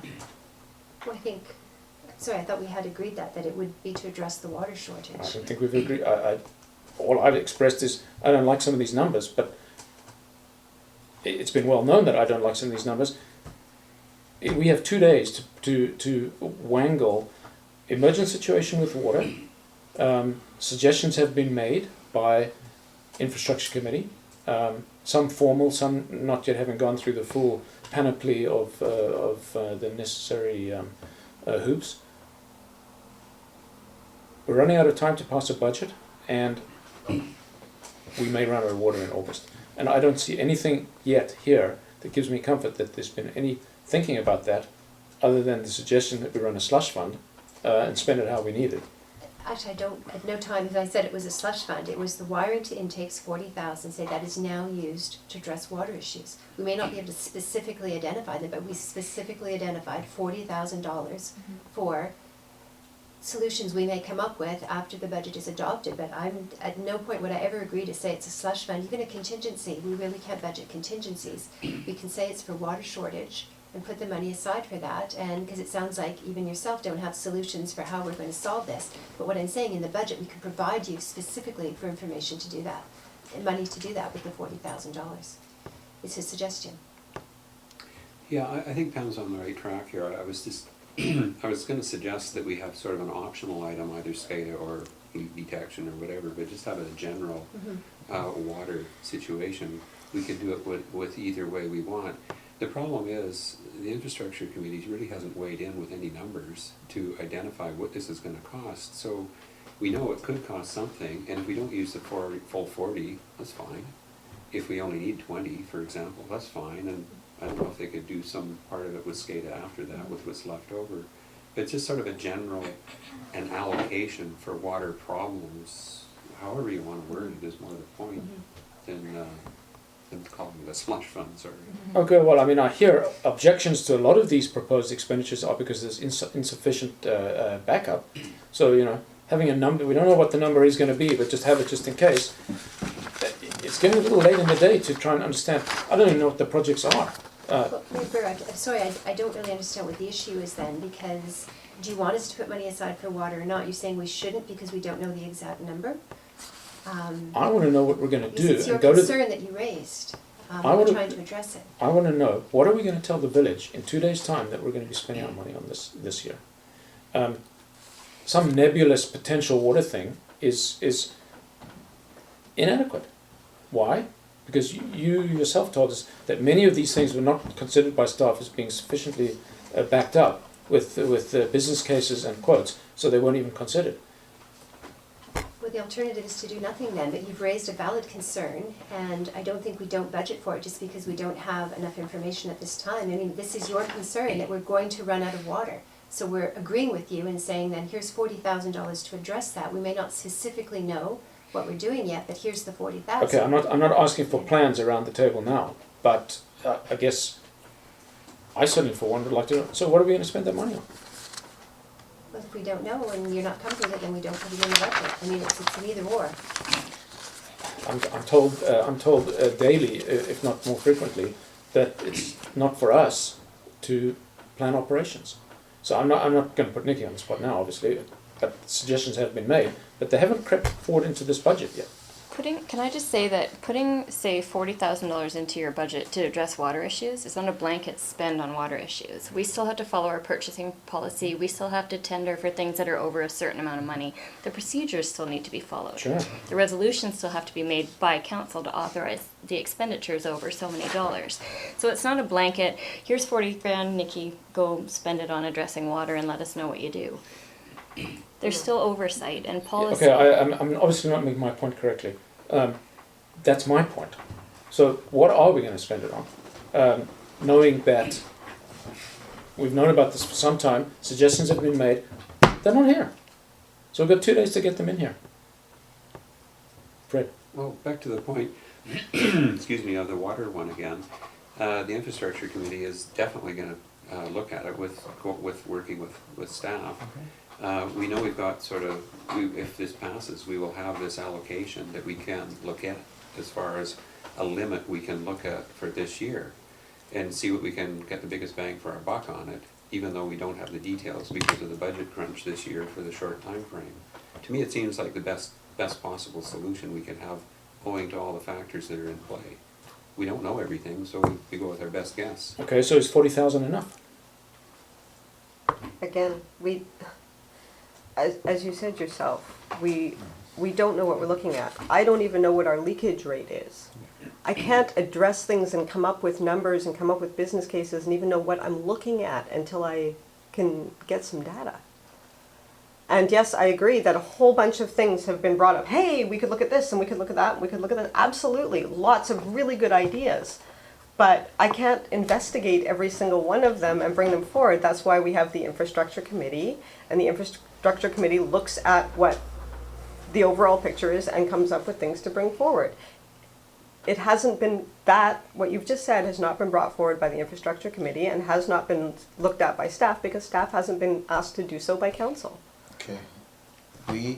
Mayor Burr is making a point that we're concerned about running out of water, and what are we doing about it? Yes. The things that are on top of the list are, Yes. we do a leak detection, Yep. we do a drawdown to see We're what we've doing got that. that we can do. Yeah. We have the ability to do that, and it's Yes. on the way, It okay? is. Good. So the next thing is, okay, we don't know exactly what we can do. We may have, infrastructure committee has all sorts of ideas right now, they're trying to Yes, we research do. out. We know it's gonna cost money. We So- don't know how much it is going to be No, because we don't know what it but looks like we yet. have to have some, and either two solutions there. We can either take the money that we're talking about here, the 40,000 plus a couple of other nonsensical items, I'll say, okay, that we can put them into a spot, or we can leave them alone and wait to get a council resolution, move those money in later on and do what you want, kill those budget line items. That might be the most sensible solution. Do that. Nonetheless, we have to be able to fund this stuff. Right. Yes. We know we have to spend money on water now, and we don't know what. But Yes. we'll have 40, 50, 60,000, whatever it is, we may need to be able to grab it just to get something going in Correct. the short term. Yes. So speaking to that, the way that we could do that, it's exactly what you're saying. As opposed to changing this, staff, we can keep it in as it is, like you just indicated. So keep it in as it is, like right now, right? That's $40,000, whatever. Budget intakes. And we figure out what the water looks like. Staff then write a report to council that says, taking into consideration that we now have, we know what we're doing, we know what we need, we know how much budget it is. We also know how much was allocated for this. Staff recommend that council consider changing that named project to what we now recommend because emergent situations dictate that we need to spend the money there instead of here. It goes through the process, it's all public, it's transparent, It's a plan. and it's a plan. Becomes a plan. That answers Carl's, Yeah, Mayor Burr's absolutely. concerns, because we're sticking, and we're just adjusting as we're going to emergent situations. Which would happen anywhere. That's what happens. So I was wondering, so this is an emergent situation, when did this emerge? Why, I guess, I don't know, maybe, I don't know if it's Mayor Burr's frustration as well, that why wasn't this in the budget? Something that's so important. Why was it not budgeted for initially when the I don't know what you call this, the first draft came through. I don't know who you're asking the question of. I don't who. Also, I don't know who. So who set this who set this budget? We all contribute. We all Yeah. contribute. Yeah, we all contribute to it. Public Works and Fire put forward their capital requests, and and then we consolidate it best we can. We show you staff recommendations. So my question is, it's almost like a clear presentator that will run out of water in the Mhm. summertime. We may, yeah. So We may, yes. Yeah, I asked that question. Is it what are the probability? And I guess I don't know. Should we not know because we know there hasn't been any snowfall. So is there no way we would know, or guess? I don't have any data for snowpack because we don't have any. We don't currently get that data. Can we not creek- commission it? The creek flows, but, sorry, just let me answer. The creek flows, they change every year. I can't, sometimes they run high, sometimes they run low. I don't have data over years, and honestly, I'm not sure if data over years even helps. So we're running with a lot of sort of nebulous things. The weather's gonna be like, I don't know if we're gonna have just torrential rain for evermore, and we're not gonna run out of water, but we're gonna plug up a whole bunch of other things and have another problem. There's so many unknowns. So if we suddenly get torrential rain or lots of rain, then we should be okay. I don't know, Oh. because torrential rain comes with its own set of problems. Yeah. Okay, good rain. How about then should we? So because I'm just hoping. it's not hoping as of best good. case scenario. Well, the trouble is that we don't have reservoirs in the true sense of the word so even either. if it was So raining, we can't but hold it. there's so many. I can't answer your question Yeah. because I don't know. I don't know what the creek's going to do. I don't know if we're going to have another debris slide. There's so many unknowns. I can't really answer it.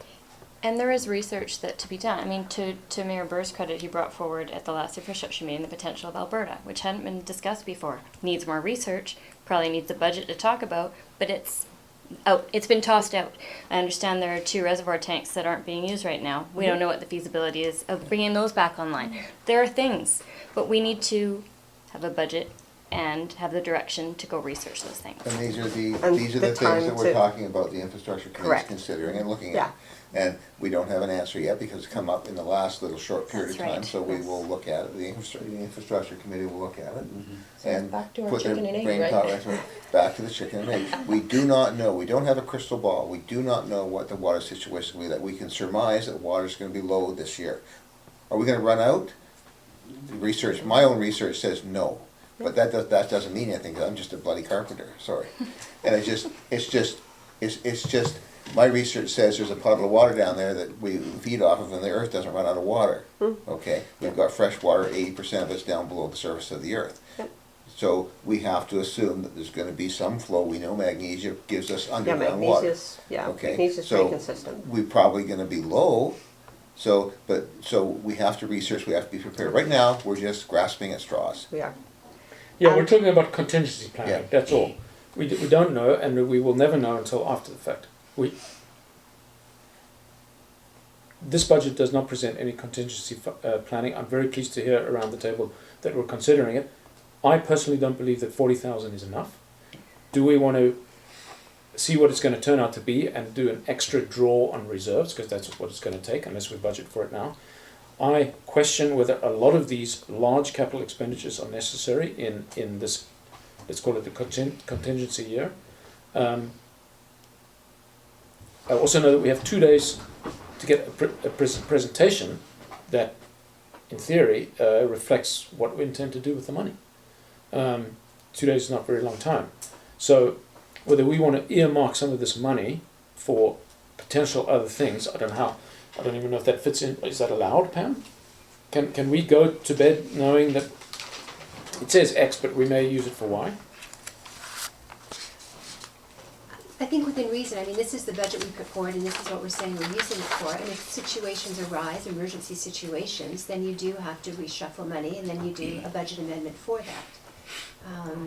I mean, and sorry, going back to Councillor Watterson's point, I mean, we do our best with what we know at the time to do a budget, but it is an ever-changing landscape. And this leak detection, although it seems it's been a current topic, it seems to only have risen since I've been here, and this budget had already been started at that time. But this is the process of this meeting where we're willing to change things, like say, well, if water is the issue, then we'll change some of this and put water in. So, I mean, that is the budget process. It's a fluid process. It's not like we take this point in time and we predict exactly what we need for the year. We do our best, and this is an example of something that has come up, the water situation, and we're showing that we're open to change this, and it's just very hard when you don't have a number. You know, if something comes up and there's a crisis in the summer, then you do have to go back to your budget and look at ways to find money to change your priorities. Your priorities may change because of situations, especially in a place that's prone to landslides and things like that. I think it's even more of a risk in a place like Lions Bay, that there are going to be situations where you do have to go back to your budget and say, you know what, we cannot spend this money here now, we have to spend it here. And there's supposed to be 49,000 for additional Build Canada grant. Is that assigned to anything specifically? That's part of the Build Canada. That was how we had explained it was, we had initially the Build Canada, and then when we actually did the numbers, we had to make it match to what the actual application was. So there was an additional 4.9 when we firmed up our budgets. So that's been in here since we first started doing this budget. So that is part of the Build Canada. That's what What we is would it have to for? spend in order But to what get But what the would, 295. so, but we don't know what the project is. So No, that could be water? We do know? No. It's just, we had originally, we took the 2014 amount we had in the budget, It was and we 320. rebudgeted. And then when we actually did the Build Canada application, we got the actual number, and there was an additional 49,000. So we're getting more grant money as well. It's a 1/3 split. No, I'm So- just wondering, so do we have any plans on what we were gonna spend that on? It's part That's of from the the second Build budget. Canada. It's part of the Yeah, part of Build Canada business case grant. for the Build Canada. It's part and parcel of I it. just wanted to do a reconciliation to show that we'd said we originally had the Build Canada in the budget, but it was an estimate.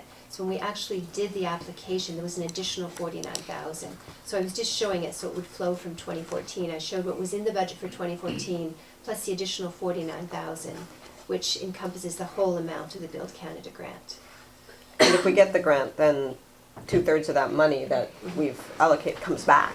Yeah. So we need to so We what need I to think spend it what- to get it. I think what Pam's saying is we need to show what we've allocated. And then if we get the grant funding, then everything that we're allocated, that's not gonna get spent. That gets yeah. 2/3 of it actually ends up coming back. But that is what we're spending. I mean, that is just an expense, and it was really just an attempt. We talked about it at the Finance Committee meeting, I guess, prior to all of council coming there. We had the original amount of the 2014, the capital that was in capital, and then we rebudgeted it for 2015 because we were going for the Build Canada grant, but the numbers didn't match. By the time we actually did the grant, it came up to a higher amount. So that 49,000 added with the 2014 budget is the exact amount of the Build Canada, what we committed to spend for the Build Canada grant. We will get funding for 2/3 of it, but that is the amount for the grant that we're spending. It totals about 369,000. So as you can see, the initial estimate was 320 over to the right, Yep. and that was in last year's budget. The actual amount per the grant was 369,000, so we had to put an additional $49,000 into the. So that 49,000 is not gonna be spent. No, it is gonna be spent. It's the Okay. additional amount over the 2014 budget that So we it have to will spend. be spent. So we rebudgeted the 2014 at 320,000.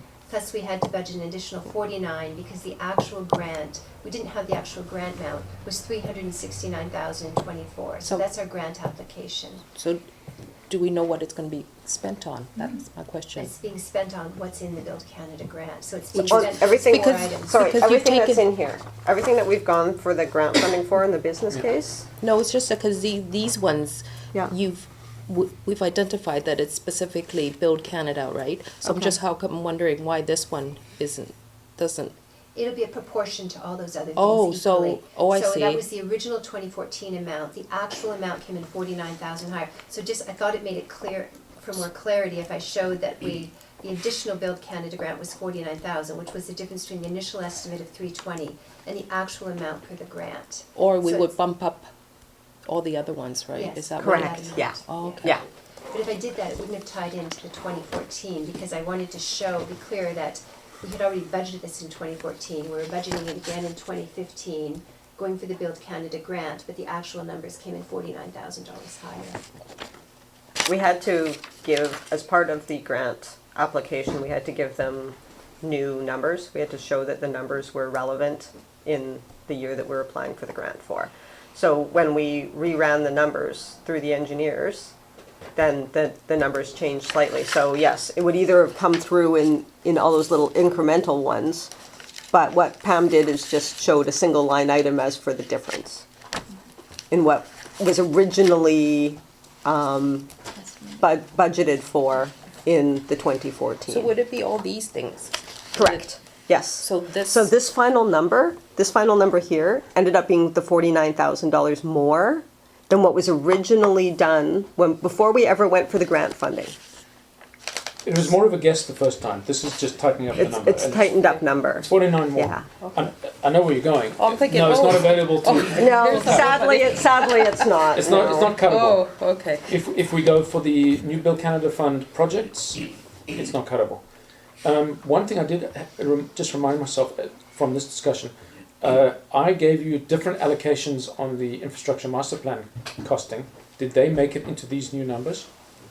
I know we had discussed the allocation. I don't recall, getting different numbers from you. The water one is locked in because we've, the water bylaw. The water is probably Right. about right, actually, Right. 60K of And the I know there was 150. concern about the sewer amount, but we felt that 5,000 probably was the most accurate for the sewer. We have run those sewer numbers through, and even with that, there's a slight deficit in the sewer numbers, but there's really not a lot to examine for the sewer. There's really just a sewage treatment plant, so we're thinking 5,000 is probably a reasonable No. allocation for that. No, the scope of the IMP is massive for sewer. It's costing of street sewers, comparing it to the known costs of Kelvin Grove. It's a preliminary design for 1 million gallon a day wastewater treatment plant. It's a sample of existing aging septic. It's massive. It's probably bigger than the water. May I? Member? The 5,000 that we put into the sewer that's specific to the Kelvin Grove sewage treatment plant, so anything else that you're talking about in terms of septic wouldn't be in that budget anyway, it would be somewhere else. Because the 5,000 is specific to the taxes that we collect from Kelvin Grove. I don't know how you. The sewer tax has been collected already, right? No.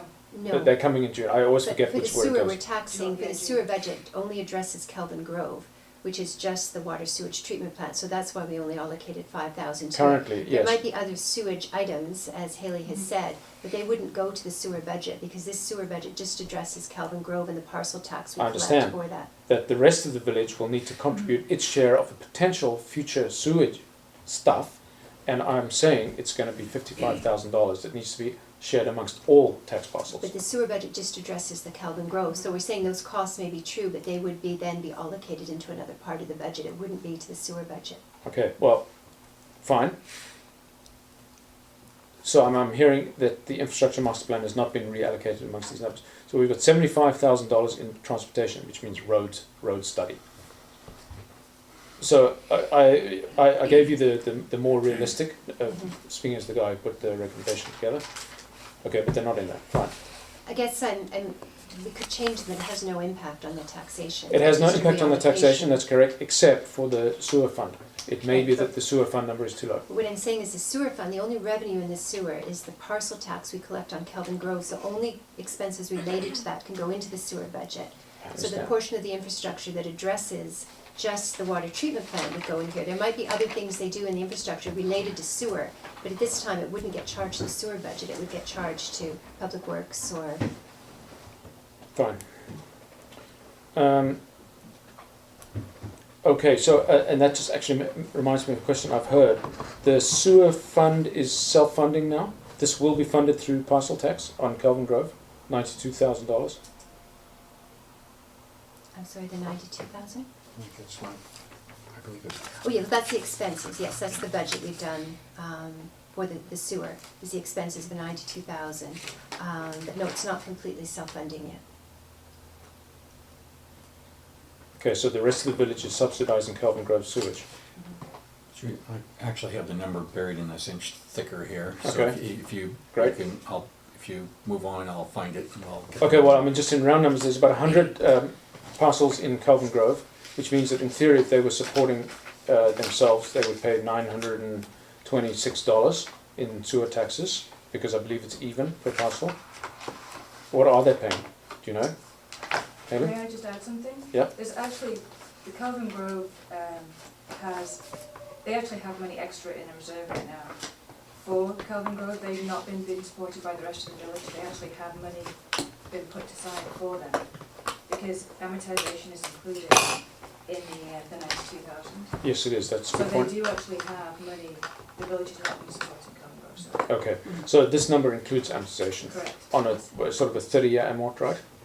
It depends, it's all Depends based on the asset. CCA. Sewers. Well, it depends, it's just on the amortization lives of the different assets within the sewer fund. It's not a set amount Yeah. of 20 years. So can you estimate how much of that I think 92,000 it's is? 21,000. Okay, so that's a good number.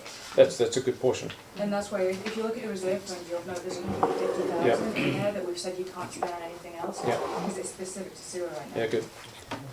So does it mean that the rest of the village is not paying? Yeah. That is correct. So they're just paying for their own sewer? Which makes sense. There'd be no reason to, because how you have to do it is on a sewer tax. And if I got a sewer tax on my tax bill, I'd say, hang on a sec. So. Okay. Anything else?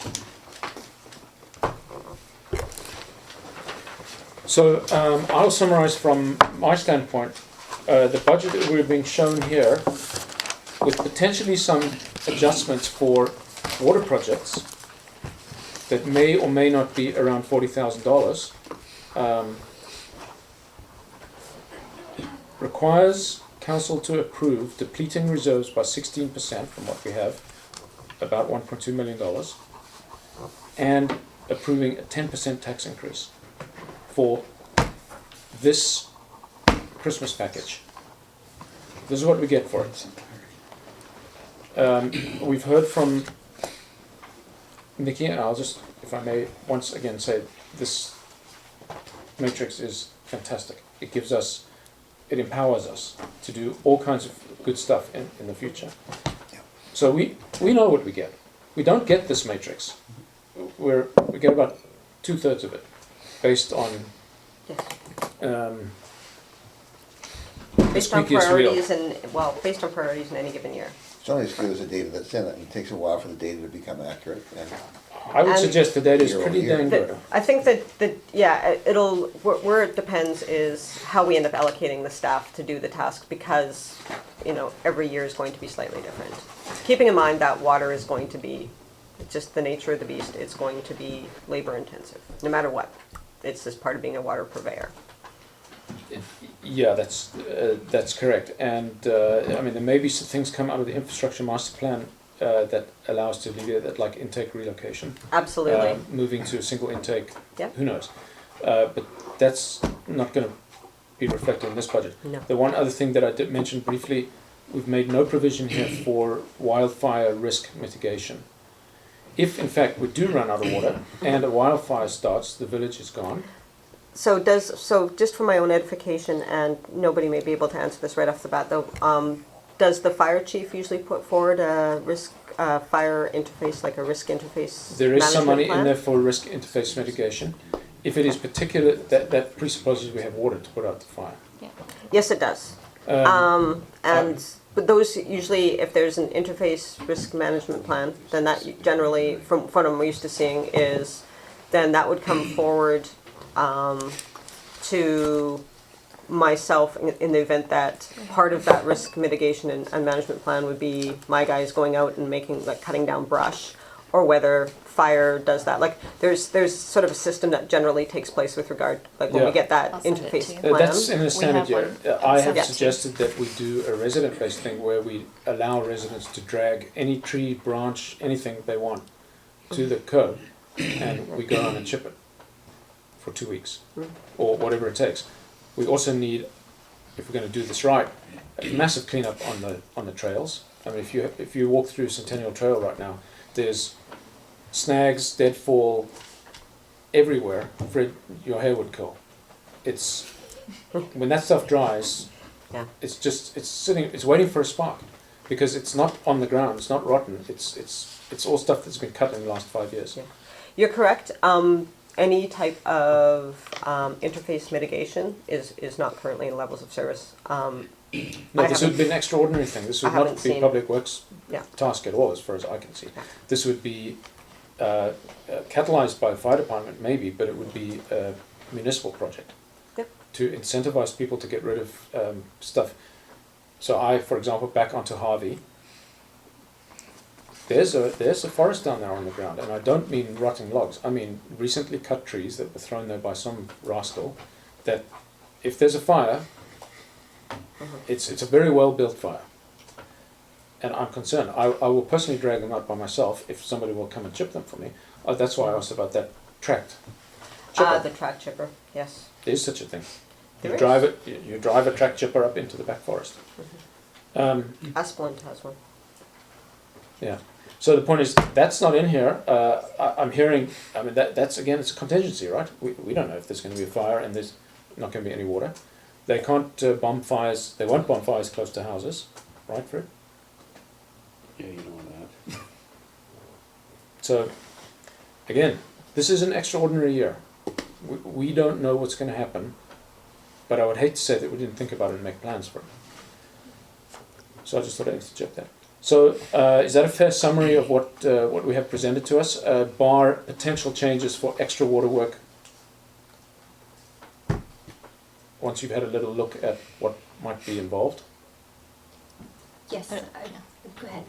In addition to the 40, is that what you're asking? Yeah. Well, as I say, would that happen so in the you know, next there's a 2 leak days? program. There's potentially opening up Alberta. That's not going to cost nothing. But I think the discussion was that would come through that the would be high on the infrastructure IC's radar if It's we had a being- budget allocated, it is correct? being That's what I looked took at. from this It conversation. is Yeah. being looked at. Yeah, not in time for Thursday. It would also, yeah, and that would also probably come through the IMP as well. Yeah, but that would be way too late for the summer. Yes. It will. That would be bolting the stable door. Yes. No, that's not quite right. That's a different Quite, expression. not quite it, but close. I believe there's a horse involved somewhere in the original statement.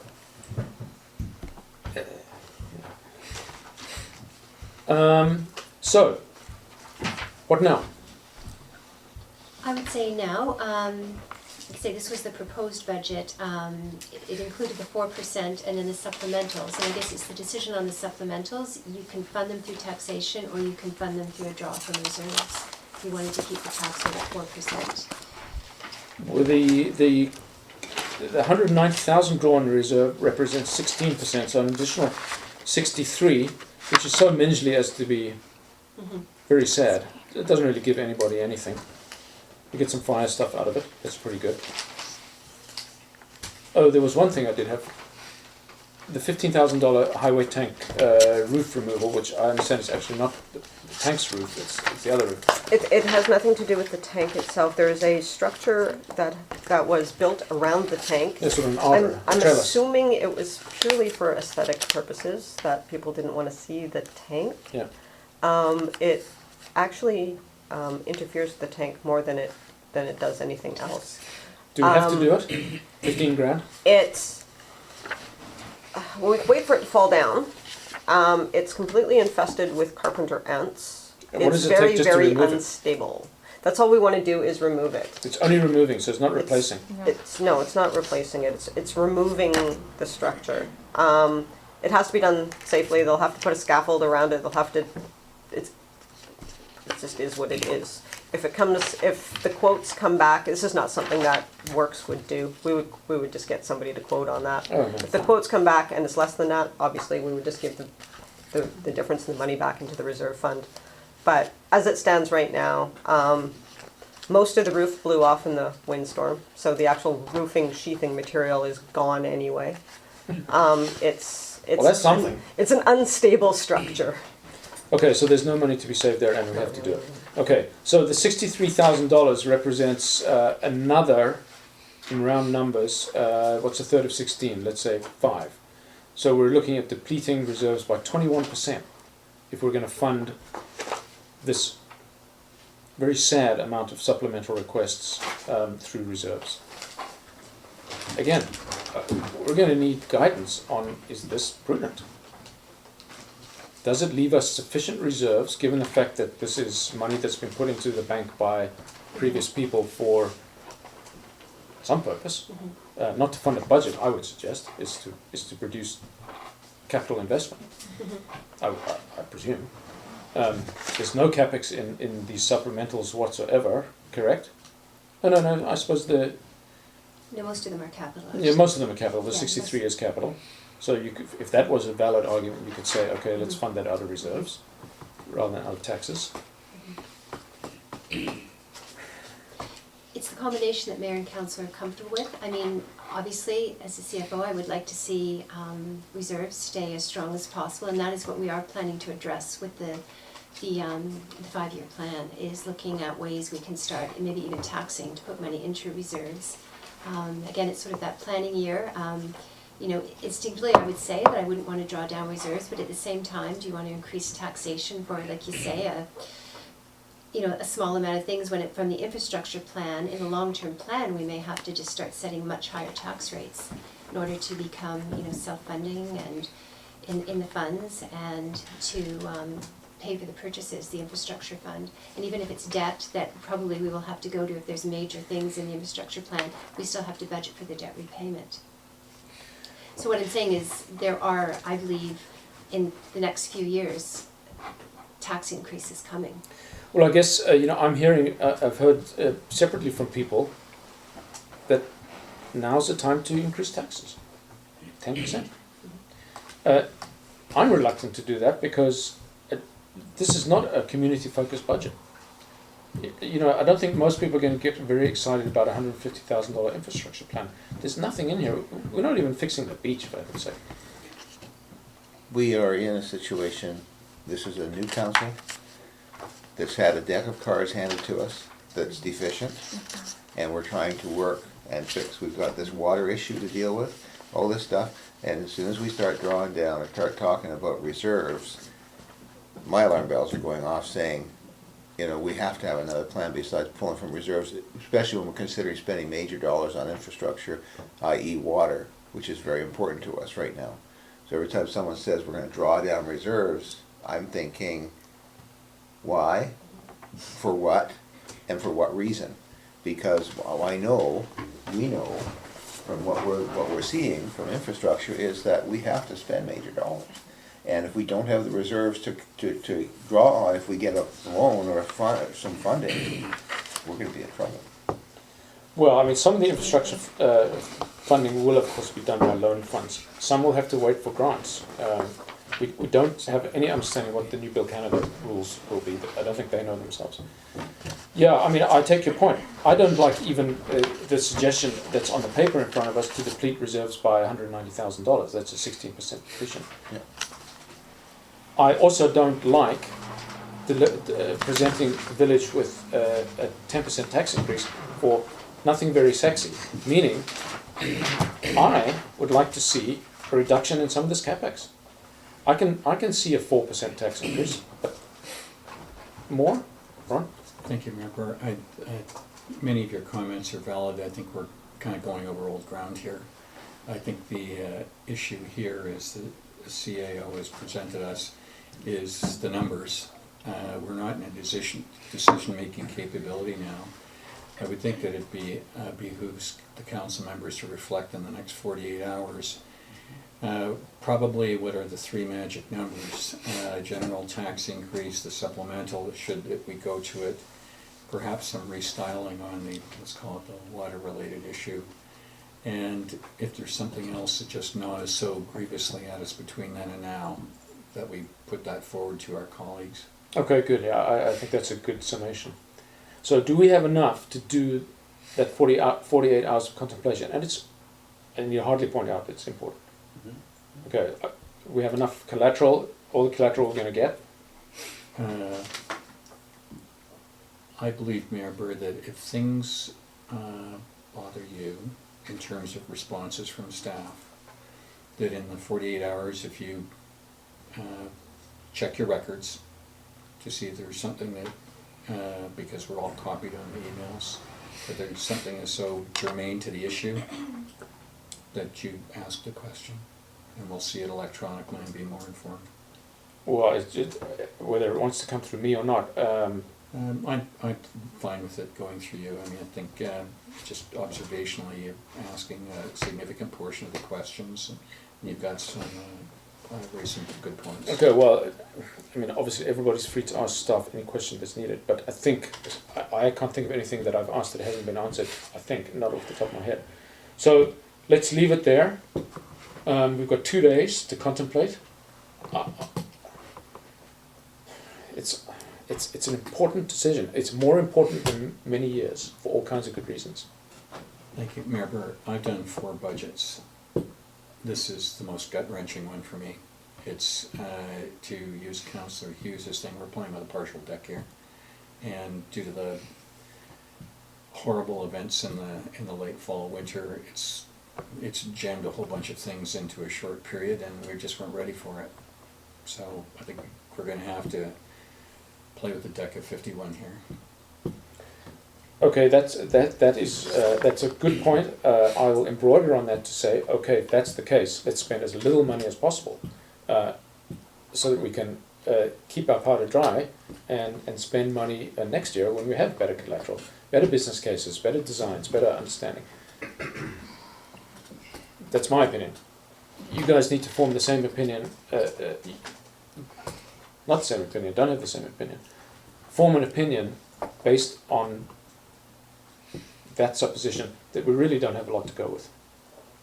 Well, I'm not actually sure, what are we contemplating on? In 48 hours, we should come back with a yes or no on? Through the mayor, we'll have another open council meeting, and staff is asking that we pass a resolution. So the resolution would be yes or no to this, Accept the provisional budget. as it is, with no. As slightly amended. Amended to the tax rate you're comfortable with, the draw from reserves that you're comfortable, and the So supplementals. we have to come that back with those numbers. So Through the mayor, so staff will be asking us to do is to decide on what is shown as the general tax rate and the supplemental tax rate. That's really the decision, yeah. So there's 2 choices there. If there is something that is beyond this discussion, at least my take of this is beyond this discussion and some minor restyling of a category, if there's something that it truly does keep you awake at night, but can be, isolated that we can make a decision on, then it should be brought forward for Thursday. For example, the emergency fire situation, just to pick one. Okay, I think we all have our marching orders. Let's move on. Everybody okay with that? Public questions and comments, May I just ask a question? please? When you say that you don't have a lot to go and you don't have much collateral, can you, which item is it in the budget that you don't really have collateral on? I personally? There's no new capital items in here, it's all from, to get to the 190, they're all things that were budgeted in 2016. Yeah, with And no there's collateral. engineering reports for all of them except for the SCADA, which we require an engineering report. I was just a bit confused as to which you need collateral for. Yeah, we're not, well, so I have asked some specific questions, and in many cases the answer was fairly brief, it's always been in the budget, was essentially the answer. For safety reasons, many of them. And there are engineering reports to back those up. So all the projects that I see in the Bill Canada grant, there's engineering reports from previous board. Sure, I guess my question is more, why do they need to be done now? Because we certainly lived without them for some time. It's true, but they've been talked about since 2011 something. Sure, and are there better ones? Like, for example, is putting a whole bunch of lock block up the intake road the best solution, or should we be going up and rock scaling? I don't know. I haven't seen that sort of analysis. You can ask a million questions. I'm taking your point. What's been presented has been backstopped by engineering reports, supposition, whatever. We have what we're going to have. Now the question for council is, what sort of tax increase do we want to live with? What sort of depletion of reserve do we want to live with? Do we like these numbers? It's that simple.